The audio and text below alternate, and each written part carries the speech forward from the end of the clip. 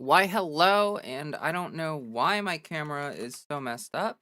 Give me a second. Uh, that's weird.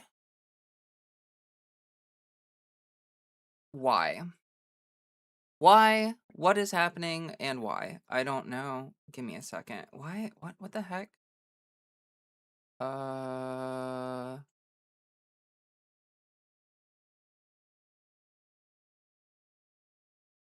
Interesting. Give me a sec.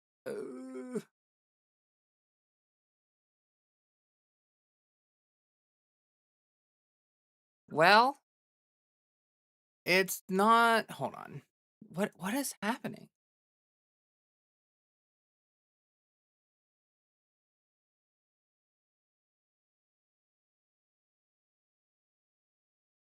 Uh, okay. Well, hello, chat. Hello, everybody. Excuse me while I try to figure out what the heck is going on here. Cool. Love it. Um, Sometimes it just seems like my settings randomly change for no reason. Uh,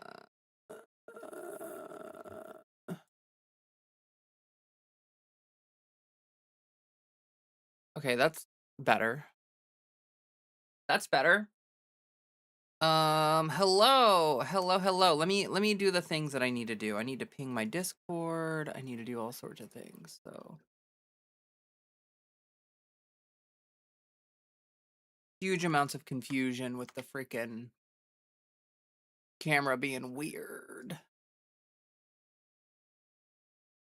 I still feel like it doesn't look perfect. I still feel like I don't what happened. Like, why did my settings change?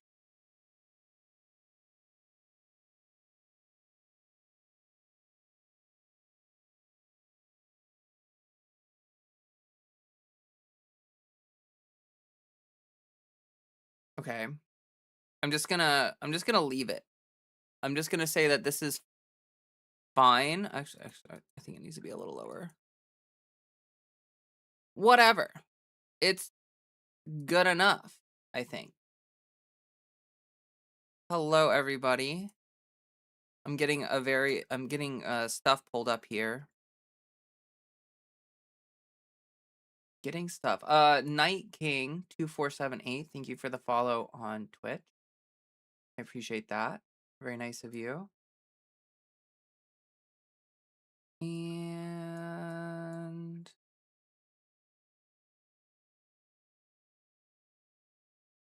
getting everything. Okay. Hope everyone's doing well. I've had a pretty good day. I was sleepy. Sorry I missed Monday. If you saw my post, just so you all know, I put a post up on my YouTube channel every Monday, kind of going over my schedule for the week. And unfortunately, there was like some weird stuff happening with my power. We had like a pretty bad storm where I live on Monday, and my power kept going out. So I had to cancel stream on Monday, which was sad. And also I missed on Friday for other reasons. But we are here. We're live. We're doing the thing.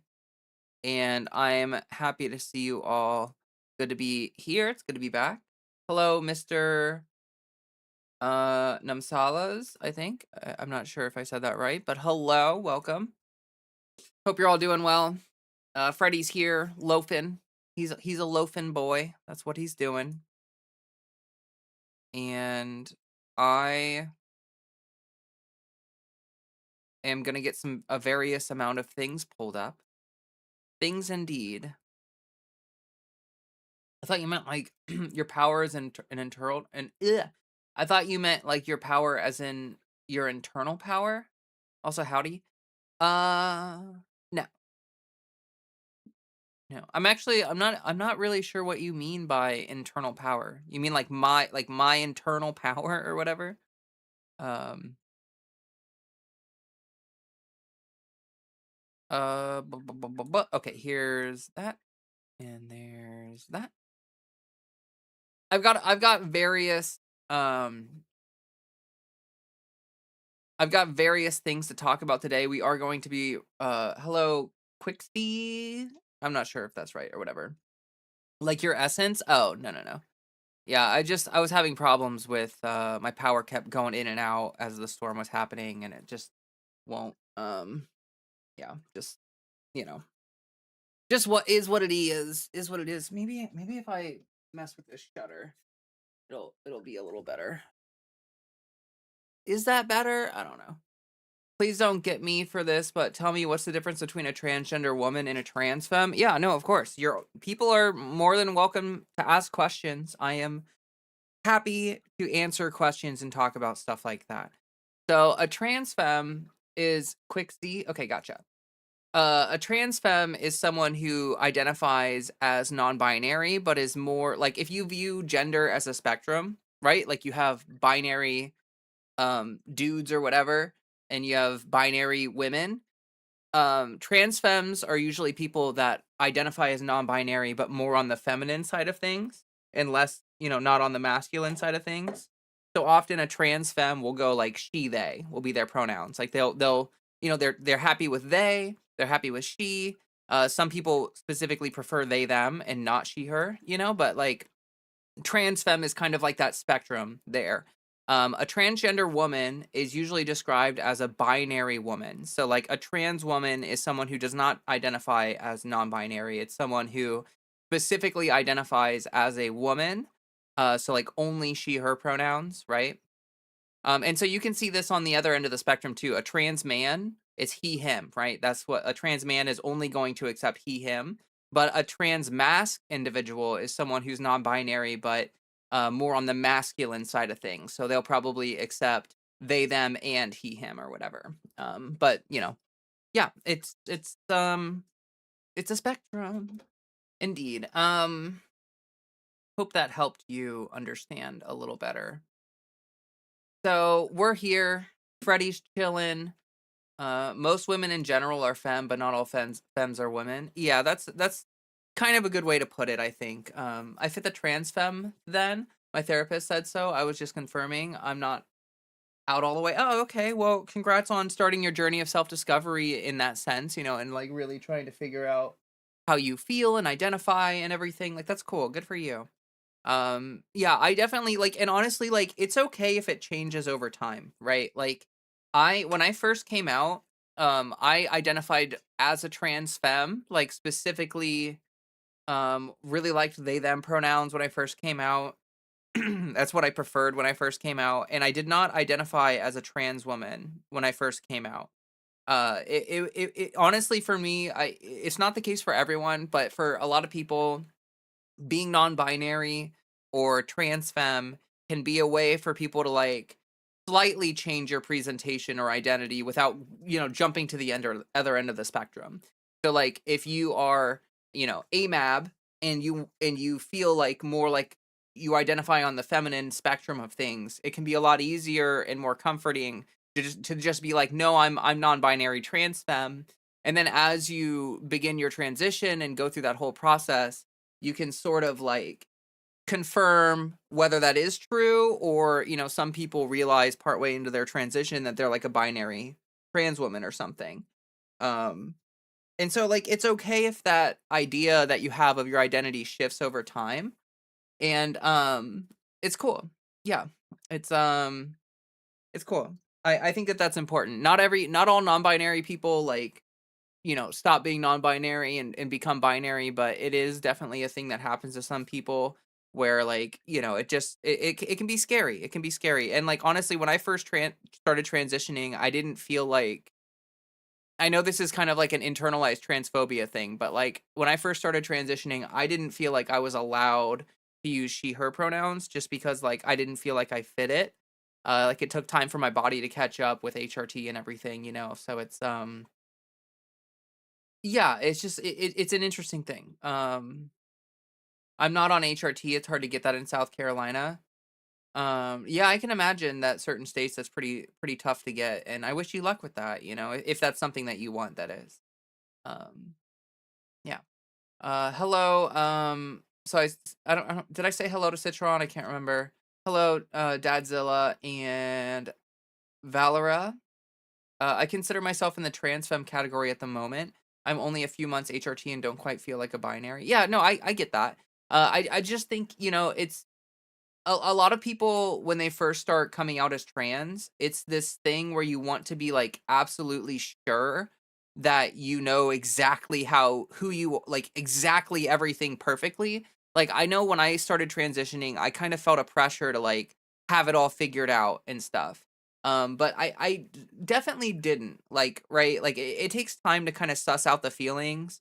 And the most prevalent feeling I had at the beginning of my transition was like not masked. Like when I first started transitioning, the overwhelming feeling was like I need to get away from the masculine side of things. Like it doesn't fit me, doesn't feel right, doesn't feel good, and all that I knew was that I wanted to have a more feminine identity and a more feminine presentation. But as time went on, I have a weird identification. Like some people probably think I'm weird for it or whatever, but I identify as a non-binary woman because I do feel like a woman. Like I do accept she her as pretty much my primary pronouns, but I also consider myself on the agender spectrum where like I consider myself a woman, but I don't quite consider myself a binary woman, if that makes sense. So I call myself a non-binary woman where like I'm sort of on the agender spectrum where like I don't view most things as gendered.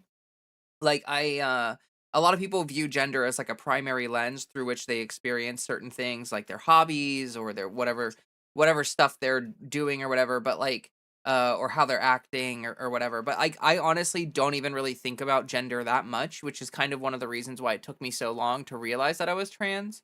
It's just not a huge thing. It's not forefront in my brain. And maybe that's like autism or whatever. But regardless of what it is, yeah, that's kind of how I felt leading into it. Citron said aesthetics, not anesthetics. What? Was that related to something? I'm sorry, I don't know. Let me swap to the other chat. Oh, okay, here we go. Live chat has your message, but not top chat. Butch lesbians are a good example of someone who is mask and a woman, whereas a mask NB is mask but not a woman, even if superficially they may have similar aesthetics. Yeah, yeah, yeah. That's a really good example. I think that's like, it's really interesting for people to um consider that kind of stuff. So thanks. Sheepish, hello. Louis, or it's either Louis or Lewis, hello. Um, that's what I came to at first, agender, also autistic. Yeah, yeah, exactly. I think someone said it. Sheepish said that is common with autism folks. Yeah, no, for sure. I think it is common where like gender is sort of like something that is really reinforced into most holistic people's brains as like a given kind of thing and something that like becomes sort of like a natural lens of viewing things. But yeah, I think a lot of autistic people kind of just don't have that strong connection with the understanding of what is gendered a certain way, what isn't, or whatever. Hey there, Riff. Good to see you. Only gonna be able to hang for just a few. That's fine. That's totally fine. It's totally fine. No worries there. Do not blame or shame you for having things to do in your life. And yeah. Gamer J, hello on Twitch. Hello, good to see you. Sick of socialism being framed as free stuff when capitalism is just endless free stuff for spoiled sociopaths born into wealth, while socialism is just everyone having dignity and sharing in the gains from our collective labor. That is so true. That is so true. There are yes. Like I think a lot of people have seen this in recent history and it's become more clear. But like look at the 2008 crash, right? All of the banks and everyone else got bailouts. Like all of the huge rich people in their institutions got bailouts, right? Like they got all the money in the world to prevent them from suffering the consequences of their own actions, and then we all have to deal with the fallout, right? And we have to pay for them, right? Like we have to pay for their to save their asses. And then the same thing happened with COVID as well, and like PPP loans and stuff, where like people took out loans and did all this stuff, and then they never had to pay it back, like hundreds of thousands, if not millions of dollars, just being handed out to these people like it's free candy. And then for the working class, it's like no, you have to accept the crumbs of the crumbs of the crumbs, and anything if you want anything more than that, you're like a communist freak or whatever. Like, yeah, it's really frustrating. Like, but I think it's becoming more clear over time. Like, a lot of people are seeing how much money we're spending on this Iran war, which is look, like with 9/11 and Iraq, Afghanistan, and all that stuff, like, there was sort of like a pretext, and they sort of had a narrative, and they sort of like, they kept the visage of like it being an important war up for a long time, even if a lot of people disagreed, and even if it was an unpopular war. Like, it took time for the war to get unpopular, and by that point, we were already like, for lack of better words, we were already balls deep in it, and like there was like, it kind of got hard for us to get out of the war, because it's the military industrial complex, and they love this stuff. But with the Iran war, it was unpopular from the get go. It's only gotten more unpopular, and like because Israel is so intrinsically linked with that war and with the genocide and everything, it's just like so many people see that our bombs are going to murder children, and that our money is being sent overseas to arm one of the most genocidal nations that has ever existed and stuff like that. Like, we see all this stuff, and I think when people see that, and then a politician looks them in the eyes and says like, "Oh, we can't afford healthcare," it really just makes it clear. It's not like whenever they say we don't have money for something, what these politicians are actually saying is that we don't want to spend that money on that. Like, we could have healthcare. We could have universal healthcare. That would be totally doable, right? But it's not the priority. It's not what the politicians want to do. They have overlords in the military industrial complex and these corporate goons and whatever, and they all need millions upon millions upon millions upon millions of dollars every single day, and we are not allowed to have anything because it's just not a priority.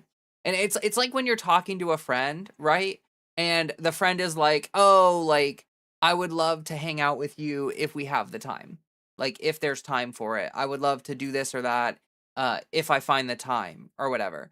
And then if they don't find the time, you might feel like they're really busy, but honestly, most of the time when people say that stuff, it's it's just another way of saying, like, it's not a priority for me. Like, if a friend is telling you, like, "Oh, if I had time, we should do this and that," or whatever, and then they don't make time for it, it's because it's not a priority. Like, if you were a priority, they would make time for it. And now I know there are some exceptions where there are actually people who are insanely busy, but they're insanely busy because of their priorities, right? So, yes. Let me read a little bit of chat here, see what's going on. Don't conform. I agree. The exciting thing I get to do is go to bed early because of my work schedule. Yay. Oh, I'm sorry to hear that. That sucks. I really struggle going to bed early. Actually, I can go to bed early in the morning, like 5 a.m. Okay, but yeah, you get it. I know I had no idea about the complexities of gender a few months ago. I sort of knew about it, but from an academic point of view, yeah, yeah, it's something that you really have to experience. Like, when we talk about gender as a spectrum, I feel like a lot of people don't really understand that until they have an experience with it, and then it starts to make a lot more sense from not just an academic point of view, but like a personal point of view.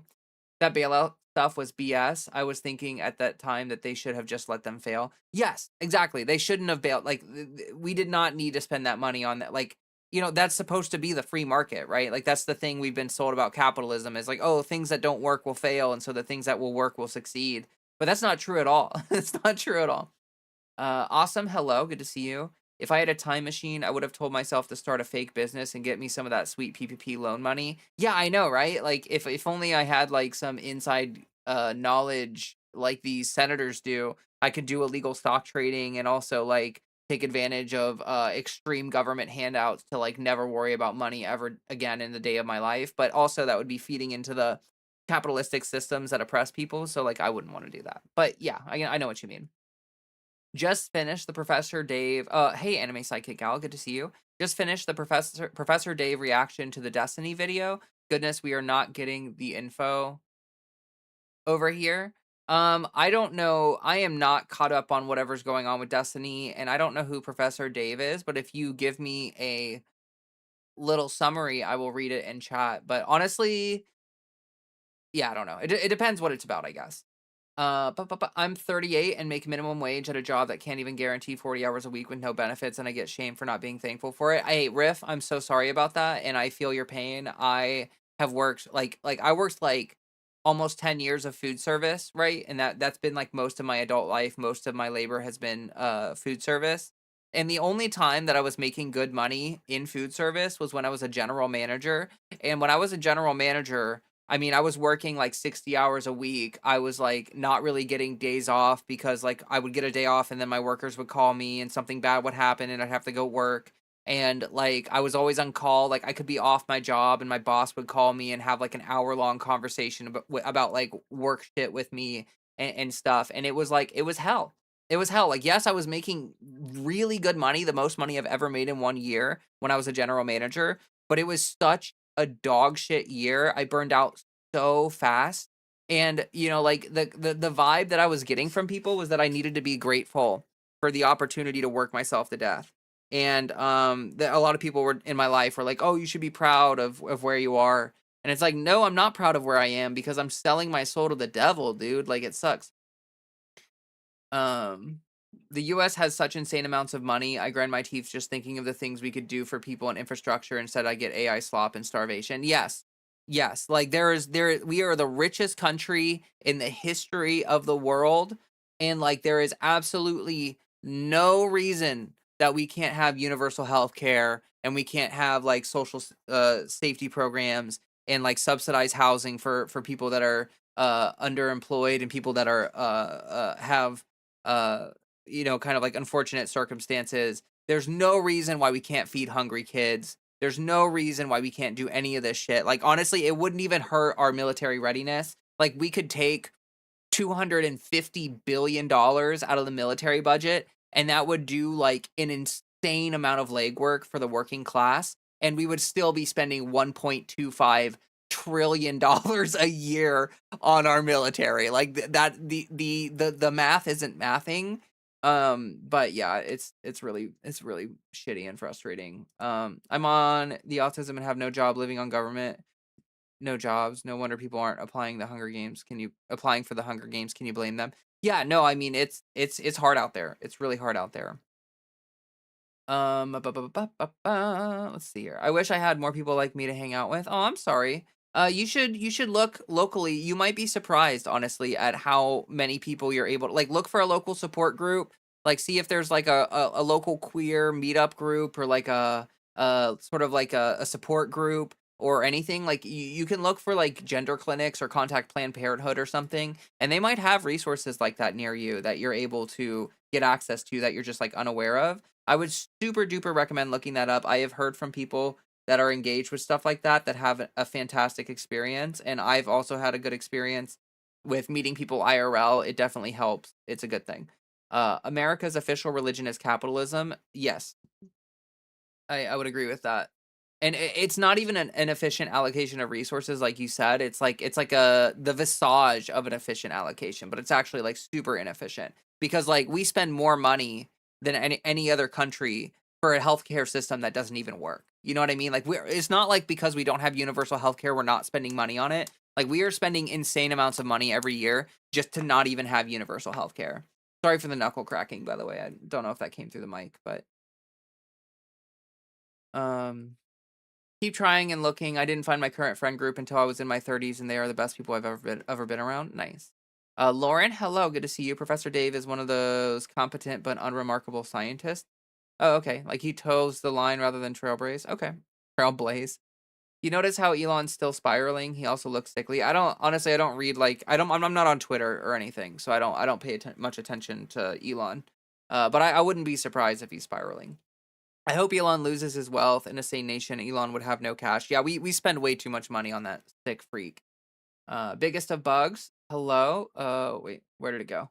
Too many enraging too many enraging things happening every day. I'm so tired. It sounds like maybe you need to manage your media consumption or something a little bit. If you're noticing like the burnout and stuff, you know, maybe just like try to cut out some of the more like consistent stressors. You know, like you don't need to have that like news media feed like constantly blasting you in the face. It's not good. I went salary as bar manager of a 500 cap restaurant after 6 years of dishwashing. Nice. Well, congratulations, I think. If that is a congratulations thing, I'm not sure, but it sounds like probably okay. I wonder how much less money the military would have if you could fill out a form when you do your taxes that tells them what to use your taxes for, like a list you can check off, and if you don't choose, it just gets split evenly. Let's not worry about how this would never be reality, but just in theory, there are Americans who support the military, so it wouldn't be zero. But this theoretical world where everyone has a say in what their money does, I wonder what they would actually. Yeah, it would be. I mean, like, look, the military. If that was a thing, there was yeah. I think that that's a big problem. Like for the like if that were a thing, that would be a big problem for the military. They would definitely lose a lot of money. Especially in this day and age. Because America's wealth is borrowing power rather than real assets. That's true. Professor Dave does pseudoscience debunks. Okay.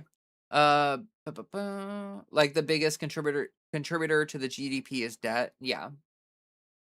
I'm doing surveys and political polls in my spare time. I have seen several asking about a 4-day, 24-hour work week if the salary was the same.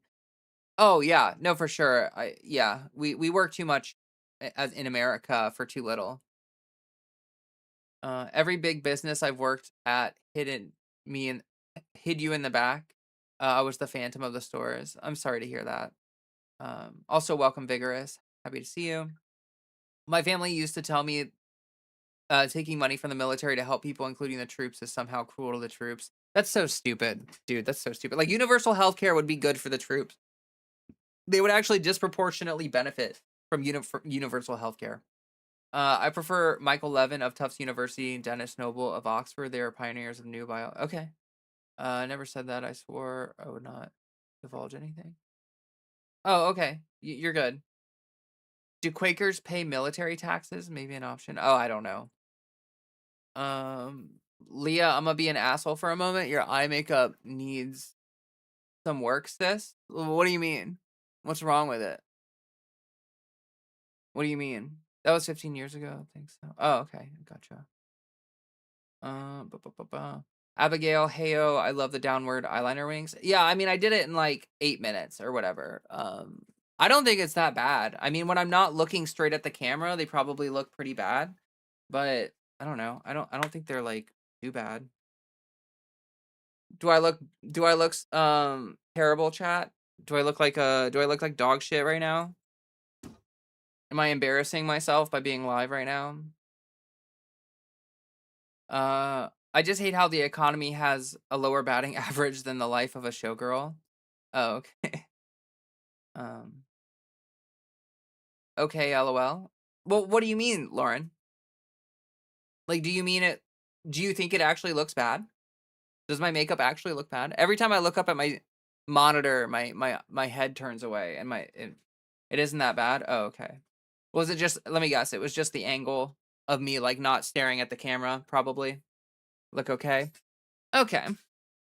Got a little paranoid there for a second. Look, I'm not gonna act like I'm the best eyeliner girly in the world. Like, if anything, I've actually been practicing. Um, you look kind of sweaty, but it's hot AF.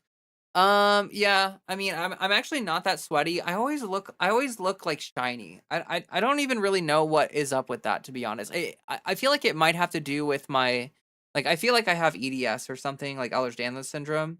Um, and I feel like it makes my skin look shiny for some reason. Like, I always look shiny.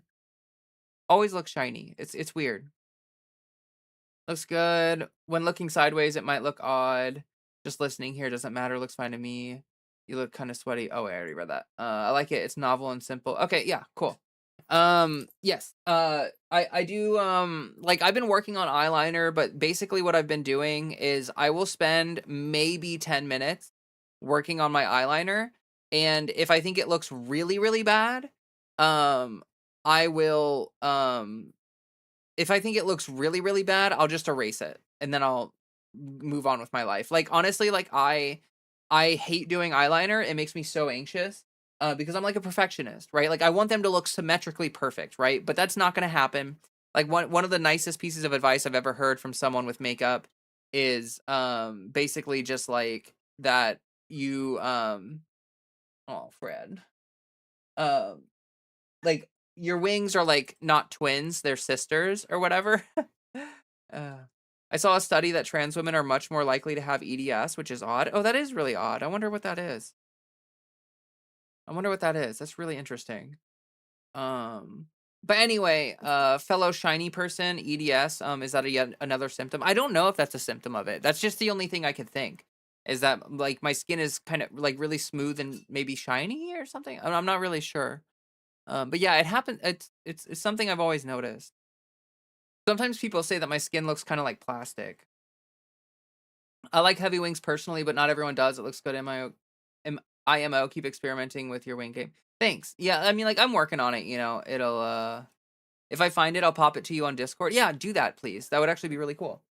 I would be super down to read a study about that.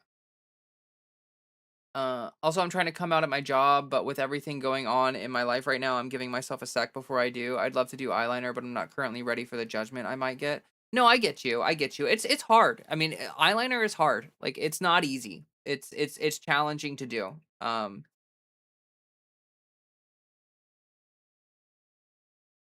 think that actually looks a little better.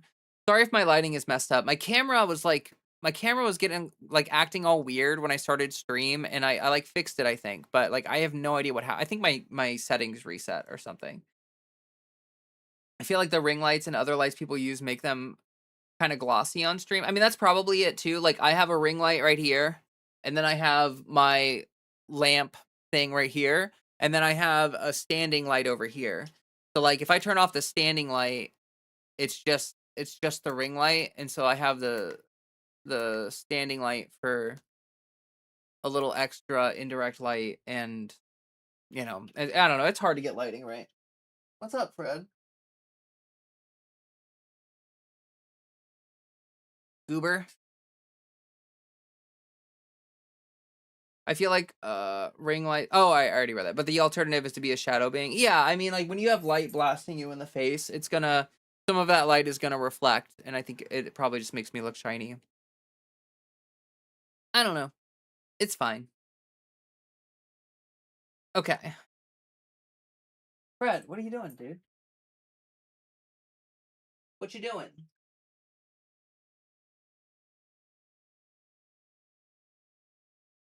He's a goober. He's a goober. What? What do you want, dude? Anyway,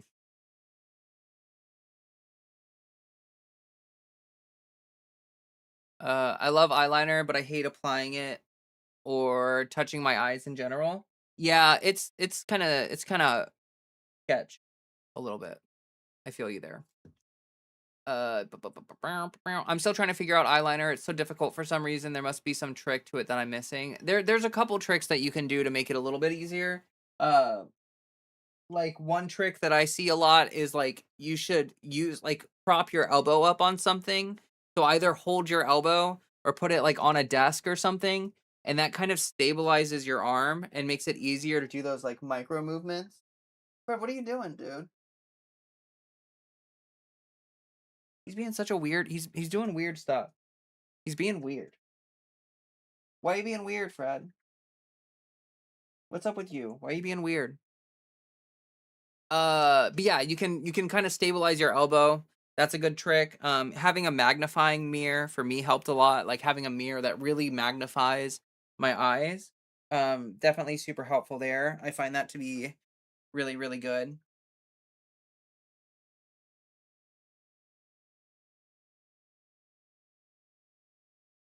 He's like pacing around me. Like Fred's like a shark in the water. Like he's just pacing around me. And I don't know why he's doing it. What are you doing, dude? What are you doing?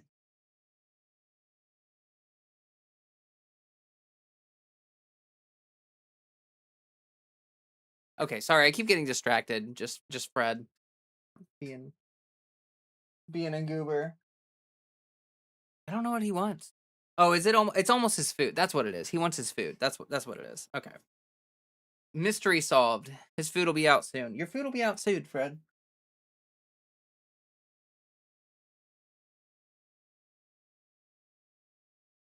Okay.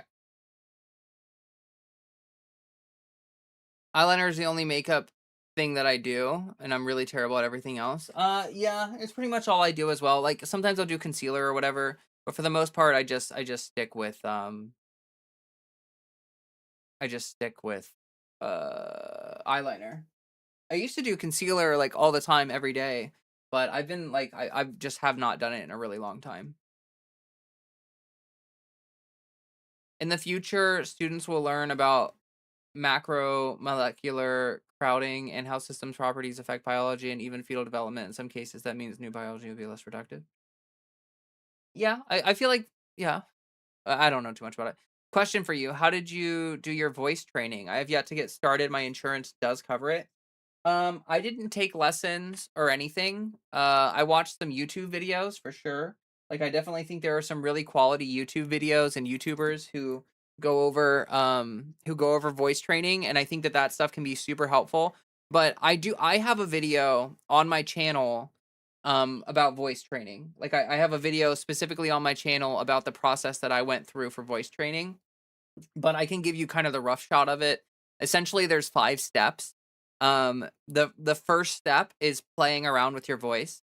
Like you just want to like try different things. Like a lot of people when they don't do voice training or when they're not used to it, when you're not if you're not like if you don't sing, if you don't do anything like work with your voice, you want to try to just mess around. And this is like it feels goofy, it feels stupid, but step 1 is just like literally making sure that you can change your voice, right? Like try to make it higher, try to make it lower, try to make it sound like Mickey Mouse or try to make it sound like Mario or just pick random voices that feel like maybe a little bit achievable for you and try mimicking those voices or try just changing any particular aspect of your voice. Like a lot of that stuff can be really silly, but there are voice training exercises that you can find that singers do. Like a lot of singers do these warm-up exercises where they like will go through the whole range of their voice, right? Like you just kind of slide up and down the range of your voice.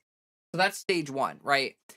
Stage 2 is trying to find a voice that you like, right? So stage 2 is targeting specifically a voice that you think sounds good. So like at this point, you're going to focus more like if you're a trans femme, you're going to focus more on resonance and you're going to try to raise your resonance. You're going to try to do all that stuff. And stage 3 is like making sure that you can find your way back to that voice. So stage 2 is like, okay, I found a voice that I like. Recording is really useful for this. And then stage 3 is like, how do I get to that voice consistently? So how do I find my way back to that voice that I like over and over again? And then stage 4 is just practicing, like literally just deciding like I will not use my old voice. I will only use my new voice, and you will fail. Like there will be moments where you'll slip back, you know, and your voice will fall back into your old voice or whatever. And that's definitely that happens all the time and it takes time, but you hit a point where it starts to become second nature for you. Like you do it so much that you start to like just use it as your natural voice. And then stage 5 is just refining it. So like stage 5 is just making sure that you keep refining your voice and get it to a point where you're very happy with it. Like stage 5 is, well, like you're gonna relearn how to sing, you're gonna relearn how to laugh, you're gonna relearn how to do all the various vocal stems that you do with your new voice. Hope that was helpful. In my experience, just going super slow helps. A dark eyeshadow can hide some of the imperfections. That's a good idea too. I honestly need to play with eyeshadow more. I've literally never done eyeshadow. I feel like it would be cute. I should play with that. I wish the stamp eyeliners actually worked. Yeah, me too. You know, actually, okay. My advice for eyeliner practice, and this is what I still do to this day. Okay, I literally just draw like big things around my eyes. Like they do not look like wings. When I draw my eyeliner on, I just draw like basically an oval or something. I don't know how to describe it. Like I draw basically an oval, like where the wing is gonna be, and then I take a Q-tip and I carve out the point. Right. So like you draw like basically an oval, and then you take the Q-tip and you just like cut out the pointy part. And for me, that makes it like a billion times easier. That makes it so much easier. Oh, hell yeah. Ashlyn, thank you for the 5 stream streak. Thank you so much. Good to see you, by the way.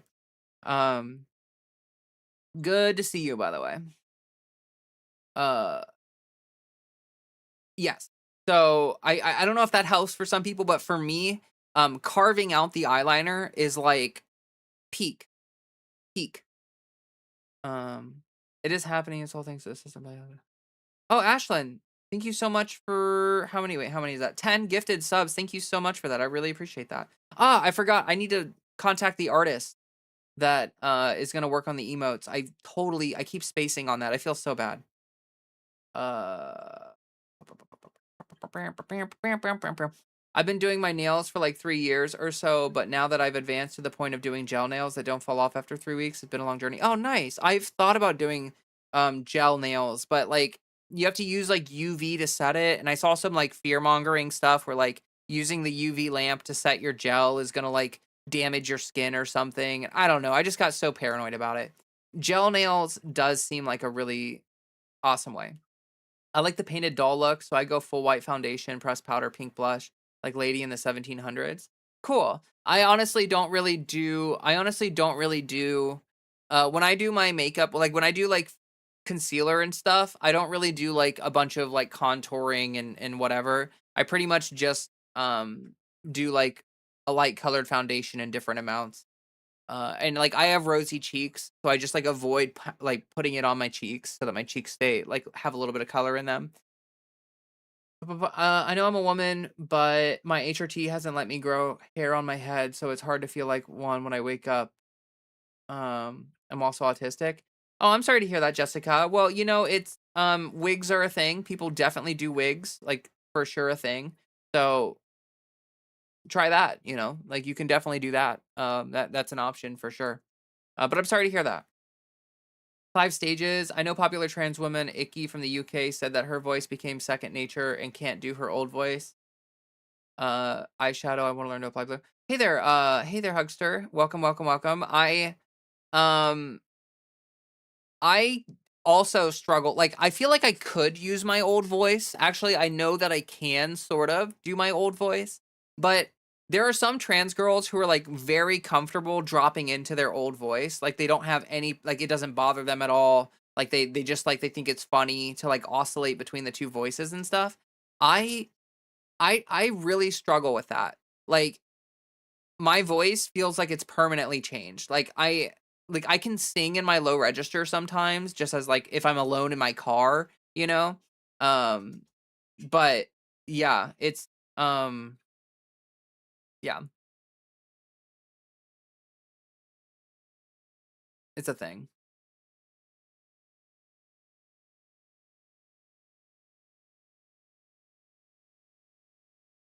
Let's see.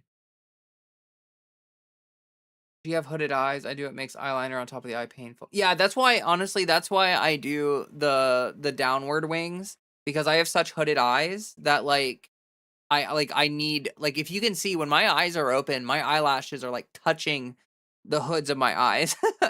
So, oh, secular feliness. Thank you so much for the $5. I really appreciate that. Also, your profile picture is sick as hell, by the way. I really like that. Thanks for the info. You're welcome. You're welcome. You're welcome. I'm always happy to help. Always happy to help. Uh, the UV isn't strong enough to give you a sunburn or anything.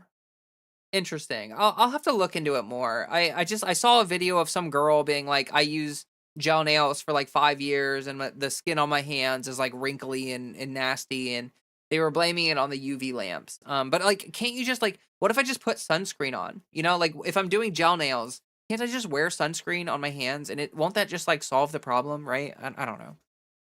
Ashlyn says, I try for the higher register, but I also practice to keep the range on both. It helps me with my quirky random voices. Yeah, well, so here's the thing about voice training here's the secret tip about voice training that you'll hear this in a bunch. If you watch voice training videos, you'll hear this a million times.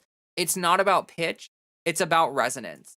My voice is barely higher than it used to be pre-voice training. Like I didn't raise my pitch up much at all. My pitch is like a little bit higher, but for the most part, it's almost exactly the same as it was pre-transition. It's just resonance.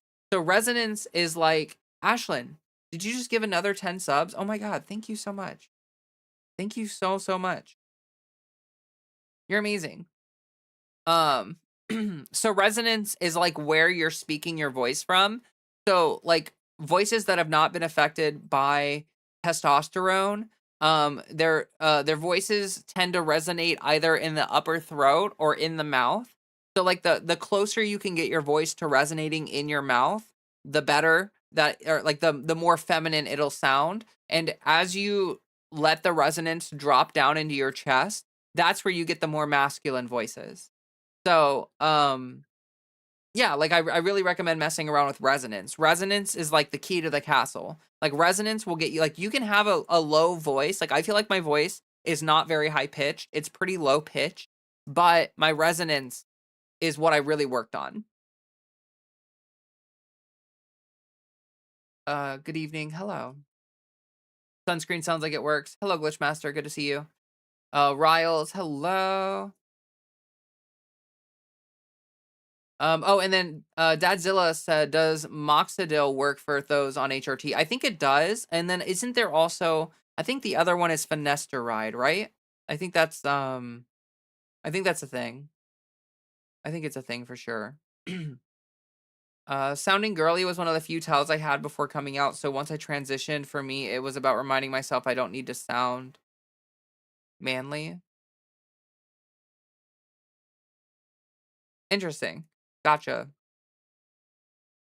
The vibration in the throat is more masculine sounding. It really depends. Like if you get down to the low part of the throat, then yeah, it's more masculine. But then if you go up towards the top of the throat, that's where it starts to sound feminine. And then like if you really want to get like kind of like super femme with it, then you want to bring it like all the way up to the front of the mouth.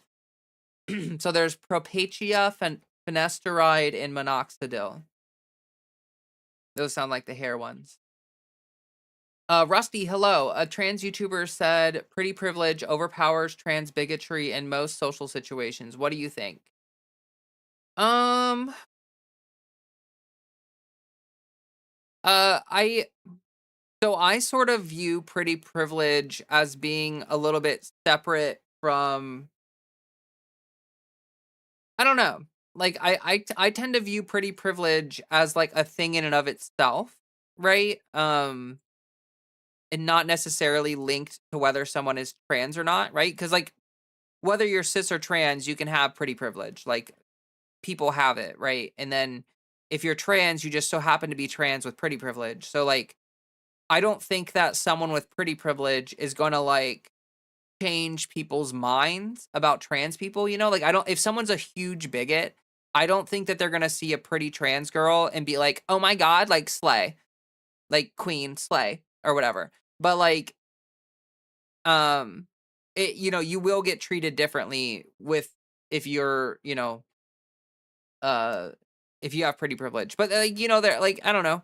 I think the pretty privilege debate and discussion, like I get why we talk about it, but I think that it's a little bit frustrating cuz like yes, there's a difference in the way that pretty people are treated in society versus whatever. But that's like toxic. Like we should not be putting so much stock into beauty standards and stuff, you know? Um I think that that's like a bad thing. So like focusing on prettiness being like just a privilege is also a little bit like untrue, because there are certain things about being pretty or or like attractive or whatever that is like a downside, right? Like it's actually like in some situations it's actually like less safe to be like conventionally attractive because people are like more likely to be do like really sketchy weird shit to you, right?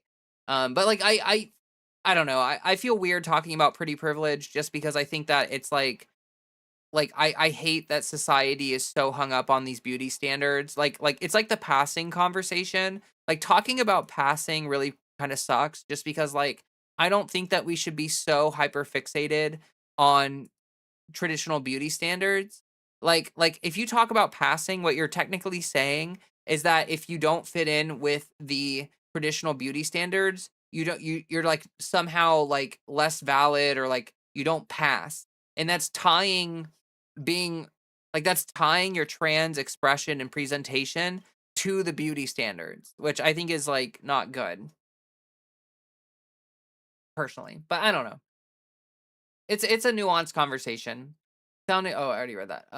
Here's some impossible voice training for you. Try singing along to Mariah Carey's music. Yeah. Yeah, like people would point out I sounded femme when excited and would make fun since I presented masks back then. Oh, I see. I see. I'm tired AF, been getting ready for a move. Friday is the move-in day, but I've been setting up the place. In the meantime, we'll be lurking a falling asleep to the sound of your voice. Nice. Well, I hope that moving goes well for you. I hate moving. It's a huge chore, but I hope it's for the better. I hope it's like you're moving to a better situation and stuff. Like that would be cool. Also try singing Fergie's backflip roars. Yeah. If you need makeup tips, people tend to like to do the service as long as you provide your own makeup. We all have different skin tones. Yeah, like you can go to a makeup counter and like they will do makeup for you. Like you can get that done professionally and like you can just talk to them about what they're doing and get some tips. That's also a really helpful way. It you know, you have to conquer some social anxiety to do that, but it is like a really helpful thing to do. It's about the person or it's about how the person identifies and feels about themselves, not about how the person presents. Y'all can't tell jack about anyone, not their gender, sexuality, pronouns from seeing them. Yeah, exactly. Identity is separate from presentation. And I feel like when we talk about passing and when we talk about the like all this stuff, you're like it's tying people's identity to their presentation in a way that I find uncomfortable. And like personally, like I think that when people feel good about themselves internally, I think that's hot as hell. Like, I see a lot of people who are like non-traditionally attractive. And what I mean by that is that I think they're attractive as fuck. Like, I think they're like slaying or whatever. But like, if like in traditional beauty standards, they technically wouldn't be considered that way. But you can tell that they feel themselves. Like, you can tell like this person is feeling themselves. And I think that's the most attractive thing ever. Like, I think that confidence will carry you like super far. Even before I transitioned and was still technically closeted, I found progressively talking in a less deep voice. Nice. Yeah, that wasn't really an experience for me. But I can see how that could be an experience for some people. Mystic Raven, thanks so much for the gifts and subby. Yeah, Ashlyn hooked you up. Isn't that awesome? Okay. Um Cool. We are going to record a video tonight. So that is a thing we will be doing. Let me make sure that this light isn't gonna yeah, that's fine. I'm gonna have to set up a couple things before we talk about the video topic. But oh gosh. Oh my gosh, did everyone no, you probably didn't see it. Freddy's food dispensed and he like sprinted. He sprinted over to that food dispenser. And now he is gorging himself. He's a happy boy now. He's a happy boy. Um I don't know, should we just jump into the video topic? I don't know, maybe we should jump into the video topic. We can finish wrapping up the conversations we're having. Uh When I hear passing, I think back to light-skinned Africa and Americans. In a sense, it seems to be repeating. Yeah, you know what? That's actually a really interesting comparison there. Um, uh, it would be nice to pass, but I transitioned late and am ravaged by decades of testosterone, but I transitioned for me. Well, like look, I think passing is toxic. Like if you look at a lot of like older cis women or just cis women, there are cis women that don't pass. Do you know what I mean by that? Like I've seen cis women who have like massive brow bones or like have really strong jaws or have like broad shoulders or like whatever. And if you looked if you thought that person were trans, you'd be like, "Oh, she's so clocky." But if you see a cis woman that looks like that, you're like, oh, you know, she's a woman or whatever, right? Like you don't like it doesn't we don't treat those things the same way. And for that reason, I think that passing is sort of like a transphobic, it's basically internalized transphobia. It's the idea that you have to like be a specific kind of way or look a specific kind of way or present a certain kind of way to be valid in your presentation and to be treated as valid in your presentation. And I think that's bullshit. Like, I think that even if you're quote unquote not passing, if you present yourself with confidence and you make it and it's kind of like clear the direction in which you're passing, like, yes, people might get it wrong, but I've seen people misgender cis women too. Like, I've seen people like working in food service, I've seen all sorts of kinds of people, right? And sometimes it's a little ambiguous. And sometimes people look at someone and they say, sir, and that's a lady standing in front of you, right? Like I've absolutely seen that happen. So like as trans people, I think we're just more sensitive to it, right? Like if you're trans, when you get misgendered, you take that as a transphobic kind of thing. You take that as a personal attack. You take that as like something against you personally, right? Like it's a thing. And but like if we're talking about cis people, suddenly the dialogue changes, and I think that that's problematic because like really like it should you like you're a woman with broad shoulders, or you're a woman with a strong jaw, or you're a woman with brow bones, and if someone misgenders you, that's not because you're not a valid trans person. That's because that person is too stupid to either get it right or to ask if they're unsure or whatever. Is it wrong to say that I don't think about the passing subject? No, I actually, Raven, I think that's great. If you're not concerned with passing, if you're not thinking about it all the time, I think that's actually super great. You know what I mean? Like I think that's awesome. So good for you. Susan Boyle is a great example of here, let me I can't pull this person up in my head. Oh, Susan Boyle? Okay. Gotcha. Yeah, like there are all kinds of different people.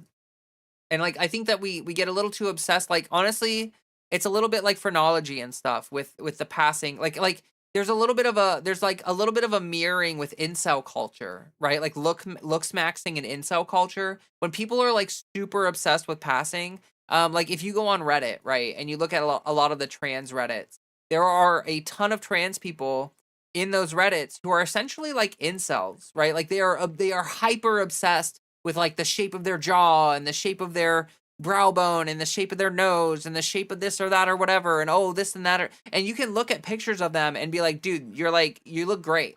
Like you look great. You know what I mean? But these people will not accept it because they have convinced themselves that there's a specific feature that it blah blah blah blah blah blah blah. And like look, dysphoria is a thing. If you have a feature of your body or of your face that is giving you severe dysphoria and makes you feel absolutely dog shit about yourself, then you should want to change that for your own benefit, not for the sake of beauty standards, right? Like if you want to get FFS because you want to be like cunty or whatever, like frankly, I think that that's bad. I think that that's just plastic surgery at that point. Um, but when you get FFS because a specific feature in your face, you wake up every day and it just like really, really hurts your mental health to be like confronted with it every day, then like, yeah, like I get it. Like do you get the surgery or whatever. But there's just like there's a little bit of an issue in the trans community where I think this stuff like it's a gray area. Like it's a little bit of there are blurry lines here. And I think that people pass in and out of these blurry lines without really realizing it. Like some people will get really far into their transition and they pass super duper well, but they just like need to get FFS for some reason. Like, look, I am not trying to call anybody out, okay? Like this is not a personal attack against this person, but I am going to mention someone in particular. So, Finn got FFS. And it like Finn did not need FFS. Like literally they did not need it at all. Like that's not like if you look at Finn pre FFS, like they look great. Like there was like maybe there was some amount of dysphoria there, but like I don't know. I feel like in the case of Finn getting FFS, it's a little bit of just plastic surgery. Like I think Finn just wanted to be hotter or something. Like, and that's not a judgment against them. Like, if someone wants to get surgery because they want to be hotter or quote unquote hotter, as we say, like, because again, like I think beauty standards are dumb. But like, if that's the motivation, like, fine, go for it. You do you. You live your life. I'm all for body modification. Like, if you want to modify your body in whatever way you want to modify your body, then like go for it. Like, I'm not against that at all. But like, there is kind of this thing where like trans people get FFS and we just assume that the surgery is because they have dysphoria, but that's not really always the case at all. Um I'm too old to care if people think I don't pass. Yeah, for sure. Passing issues are like chasing the new thing as kids to fit in, express yourself in a unique way and slay. Yes. Yes, exactly. Like, find what makes you feel good about yourself and do that, because that is like authentic presentation. Authentic presentation is just doing what makes you feel good about yourself. I have been in the journey for 6 years and I've not done any face surgeries, and I maybe been miscalled like 4 times. I also don't do makeup either. Hey, well, I'm glad you're happy with your presentation. That's good for you. Finn hit the lottery. Well, I would say that like Finn is traditionally, stereotypically, like beauty standards or whatever, sure. Like, sure, they definitely fit those things. But like, I like personally, I see a lot of people who are non-traditionally hot or beautiful or attractive, and like I don't think that they're less attractive than Finn just because Finn fits in with the stereotypical beauty standards. You know what I mean? Mackenzie says, I thought I would need FFS, but hormones alone surprised me. I used to flinch when I saw my face. Yeah, me too. Honestly, like when I first started HRT, one thing that I will tell people is like, don't make these decisions early on. If you want to get HRT, wait until you're 2 or 3 years at the very least, and then start thinking about it. Like, don't make the decision 2 years in. Like, start thinking about it at that point, because you want to give the HRT time to like do stuff. Like, I honestly thought I was gonna get FFS too. I thought I would want it. Like, I didn't believe that HRT was gonna do um whatever. Finn started young uh before the set in 30s and 40s features. You know what? I don't know how much I believe in that stuff, to be honest. Like, age obviously changes how you look. I started HRT at 30 years old. I was 29 years old, almost 30 years old when I started HRT. And I feel like my results have been I'm like very happy with the results that I've gotten from HRT. Um so like, are there things about me that probably look different because I started HRT like a bit later? Sure, but I don't know. I don't know. Natalk, welcome to the chat. Happy to see you. Shinon, hello. I started at 28, almost 29, and honestly, it took a while, but things have finally really started to change for me. Yeah, I mean, it took me like the first full year, very slow progress and a little bit, frustrating and stuff, but it definitely like picked up after time, and I feel like, post year 1 is when I really started feeling confident about myself. Uh, I've been like ranting. Let me see here. Yeah, it is as if trans women can't be average women. Evelyn, you just nailed it on the head. Like, that is literally how I feel about it. Like, a lot of trans women can't, like, look, I see a lot of like, pay attention to people when you go out. Like, do people watching. Like, you will see women who are just like, they're just women, right? Like, they don't like, I don't know. Like, there's a lot of trans stuff, especially online, is like a bit hyper obsessed with how people look. And like, I get it, because like it's kind of like part of your presentation. But all of the stuff for your presentation should come from like wanting to feel comfortable with how you present and not wanting to be stereotypically beautiful.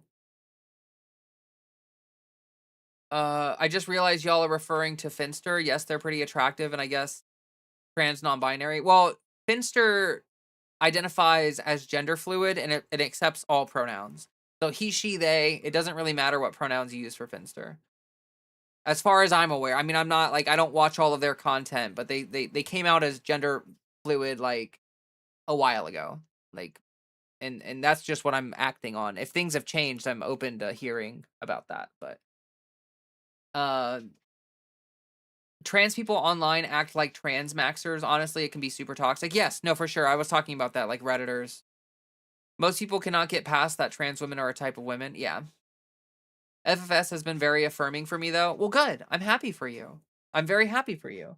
I think that's awesome. Like if you like I said earlier, if you have specific facial features that give you a lot of grief and like it's genuine dysphoria and it would be a mental relief to get that surgery, I think that that's a valid reason for it. But there are people who get FFS just because they want to be hot and they call it gender affirming surgery, which like maybe, but like I don't know. Like I'm all for like if you want to get plastic surgery, get plastic surgery. If you want to get work done, get work done. Like I'm all for body modifications. I'm not against it. But I just think that there's like a little bit of a conflation that happens with certain people where like they definitely don't need it. And they don't, like it's more of like they want to be beautiful.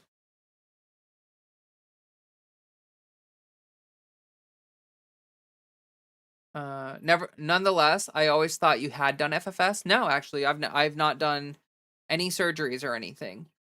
I've thought about doing FFS. Like there are a couple facial features that bother me just a little bit, but I feel like that's a little like honestly, I feel like the longer I'm into my transition, the more I am just accepting how I look and who I am. Like, and if anything, I don't know how to say this, but like sometimes I think that the amount of trans people that get surgery, especially online, like content creators, I think that maybe that can be um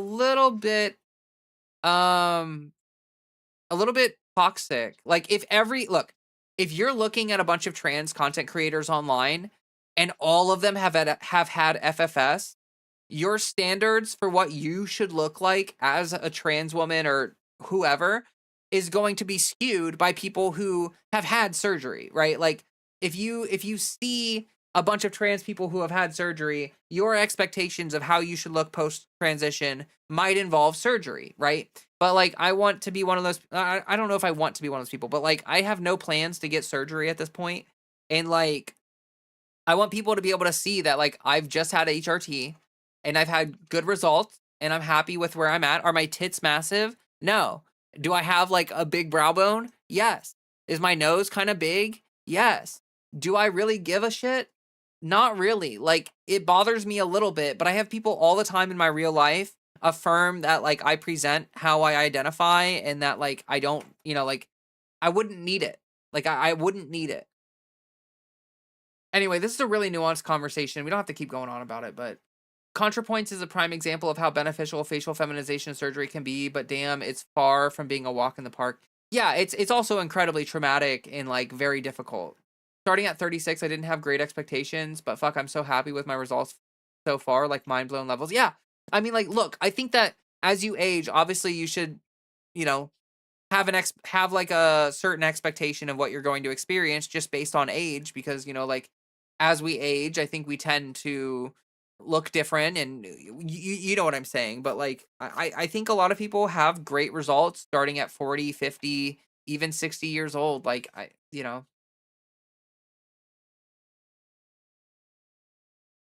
don't even see your brow bone. It was a massive set off for me. I was 33. I started HRT at 29 years old. Lucky that my breasts are small and humble, so you don't confuse them with mountains. Lucky I have strong legs like my mother to run for cover when I need it. Is that a song? Are you quoting a song? You put like music notes at the end, so I wonder if that's a song. Um, oh, what's this? I'm way less tolerant of misgendering in 2026 than I was in 2015. If you look noticeably trans, they are being antagonistic. In the past, it was ignorance, but nowadays I can tell they do it to antagonize. Whereas in 2015, I would educate them. Nowadays, they know what the word trans means and are wanting to be mean. If present androgynous, then it's a bit more excusable. Citron, honestly, I don't know about that, to be honest. Like, yes, people are more aware that trans people exist. And yes, there are examples of people just like literally misgendering to be transphobic and assholes or whatever. But like, I don't know. I try not to assume that stuff from people. You know what I mean? I try to assume that people are just mistaken, and then correct them, and then if they still continue to misgender you, then obviously they're being a dick. I have a brow bone due to being a primate. Yeah, true and real. True and real. I guess it can really depend on the content creator and platforms. There are plenty of trans men and trans women on YouTube creating some empowering content. Of course, there are bad apples everywhere. Yeah, what was that a response to? Trans people online. Oh yeah, yeah, yeah. Yeah. Well, I mean, like honestly, I think most of the toxic trans people are Redditors. If I'm being honest with you, I think Reddit is kind of a cesspool of a platform. Like, yes, you can get useful information from Reddit, but I also think that some of the most mentally ill, toxic people on the internet are on Reddit and like upvoting each other. And I think that it creates like there's like a level of intellectual superiority that Reddit like breeds into the mindsets of people that I think is so stupid toxic and so bad for your brain.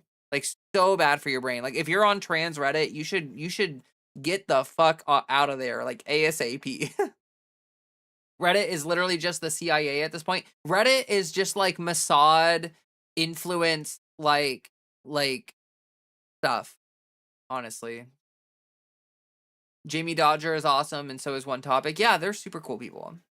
Very cool people. Uh,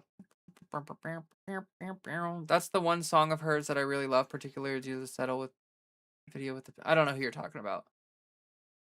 Reddit is good for tech support and nothing else. Yeah, like Reddit is good for random tidbits of factual information that you might need to know, but yeah, that's pretty much it. Pibblepunk, welcome. I'm finally back on HRT, but in the 6 months I was unable to get hormones. A lot of progress was reversed, and it's going to be a while before I get back to where I was.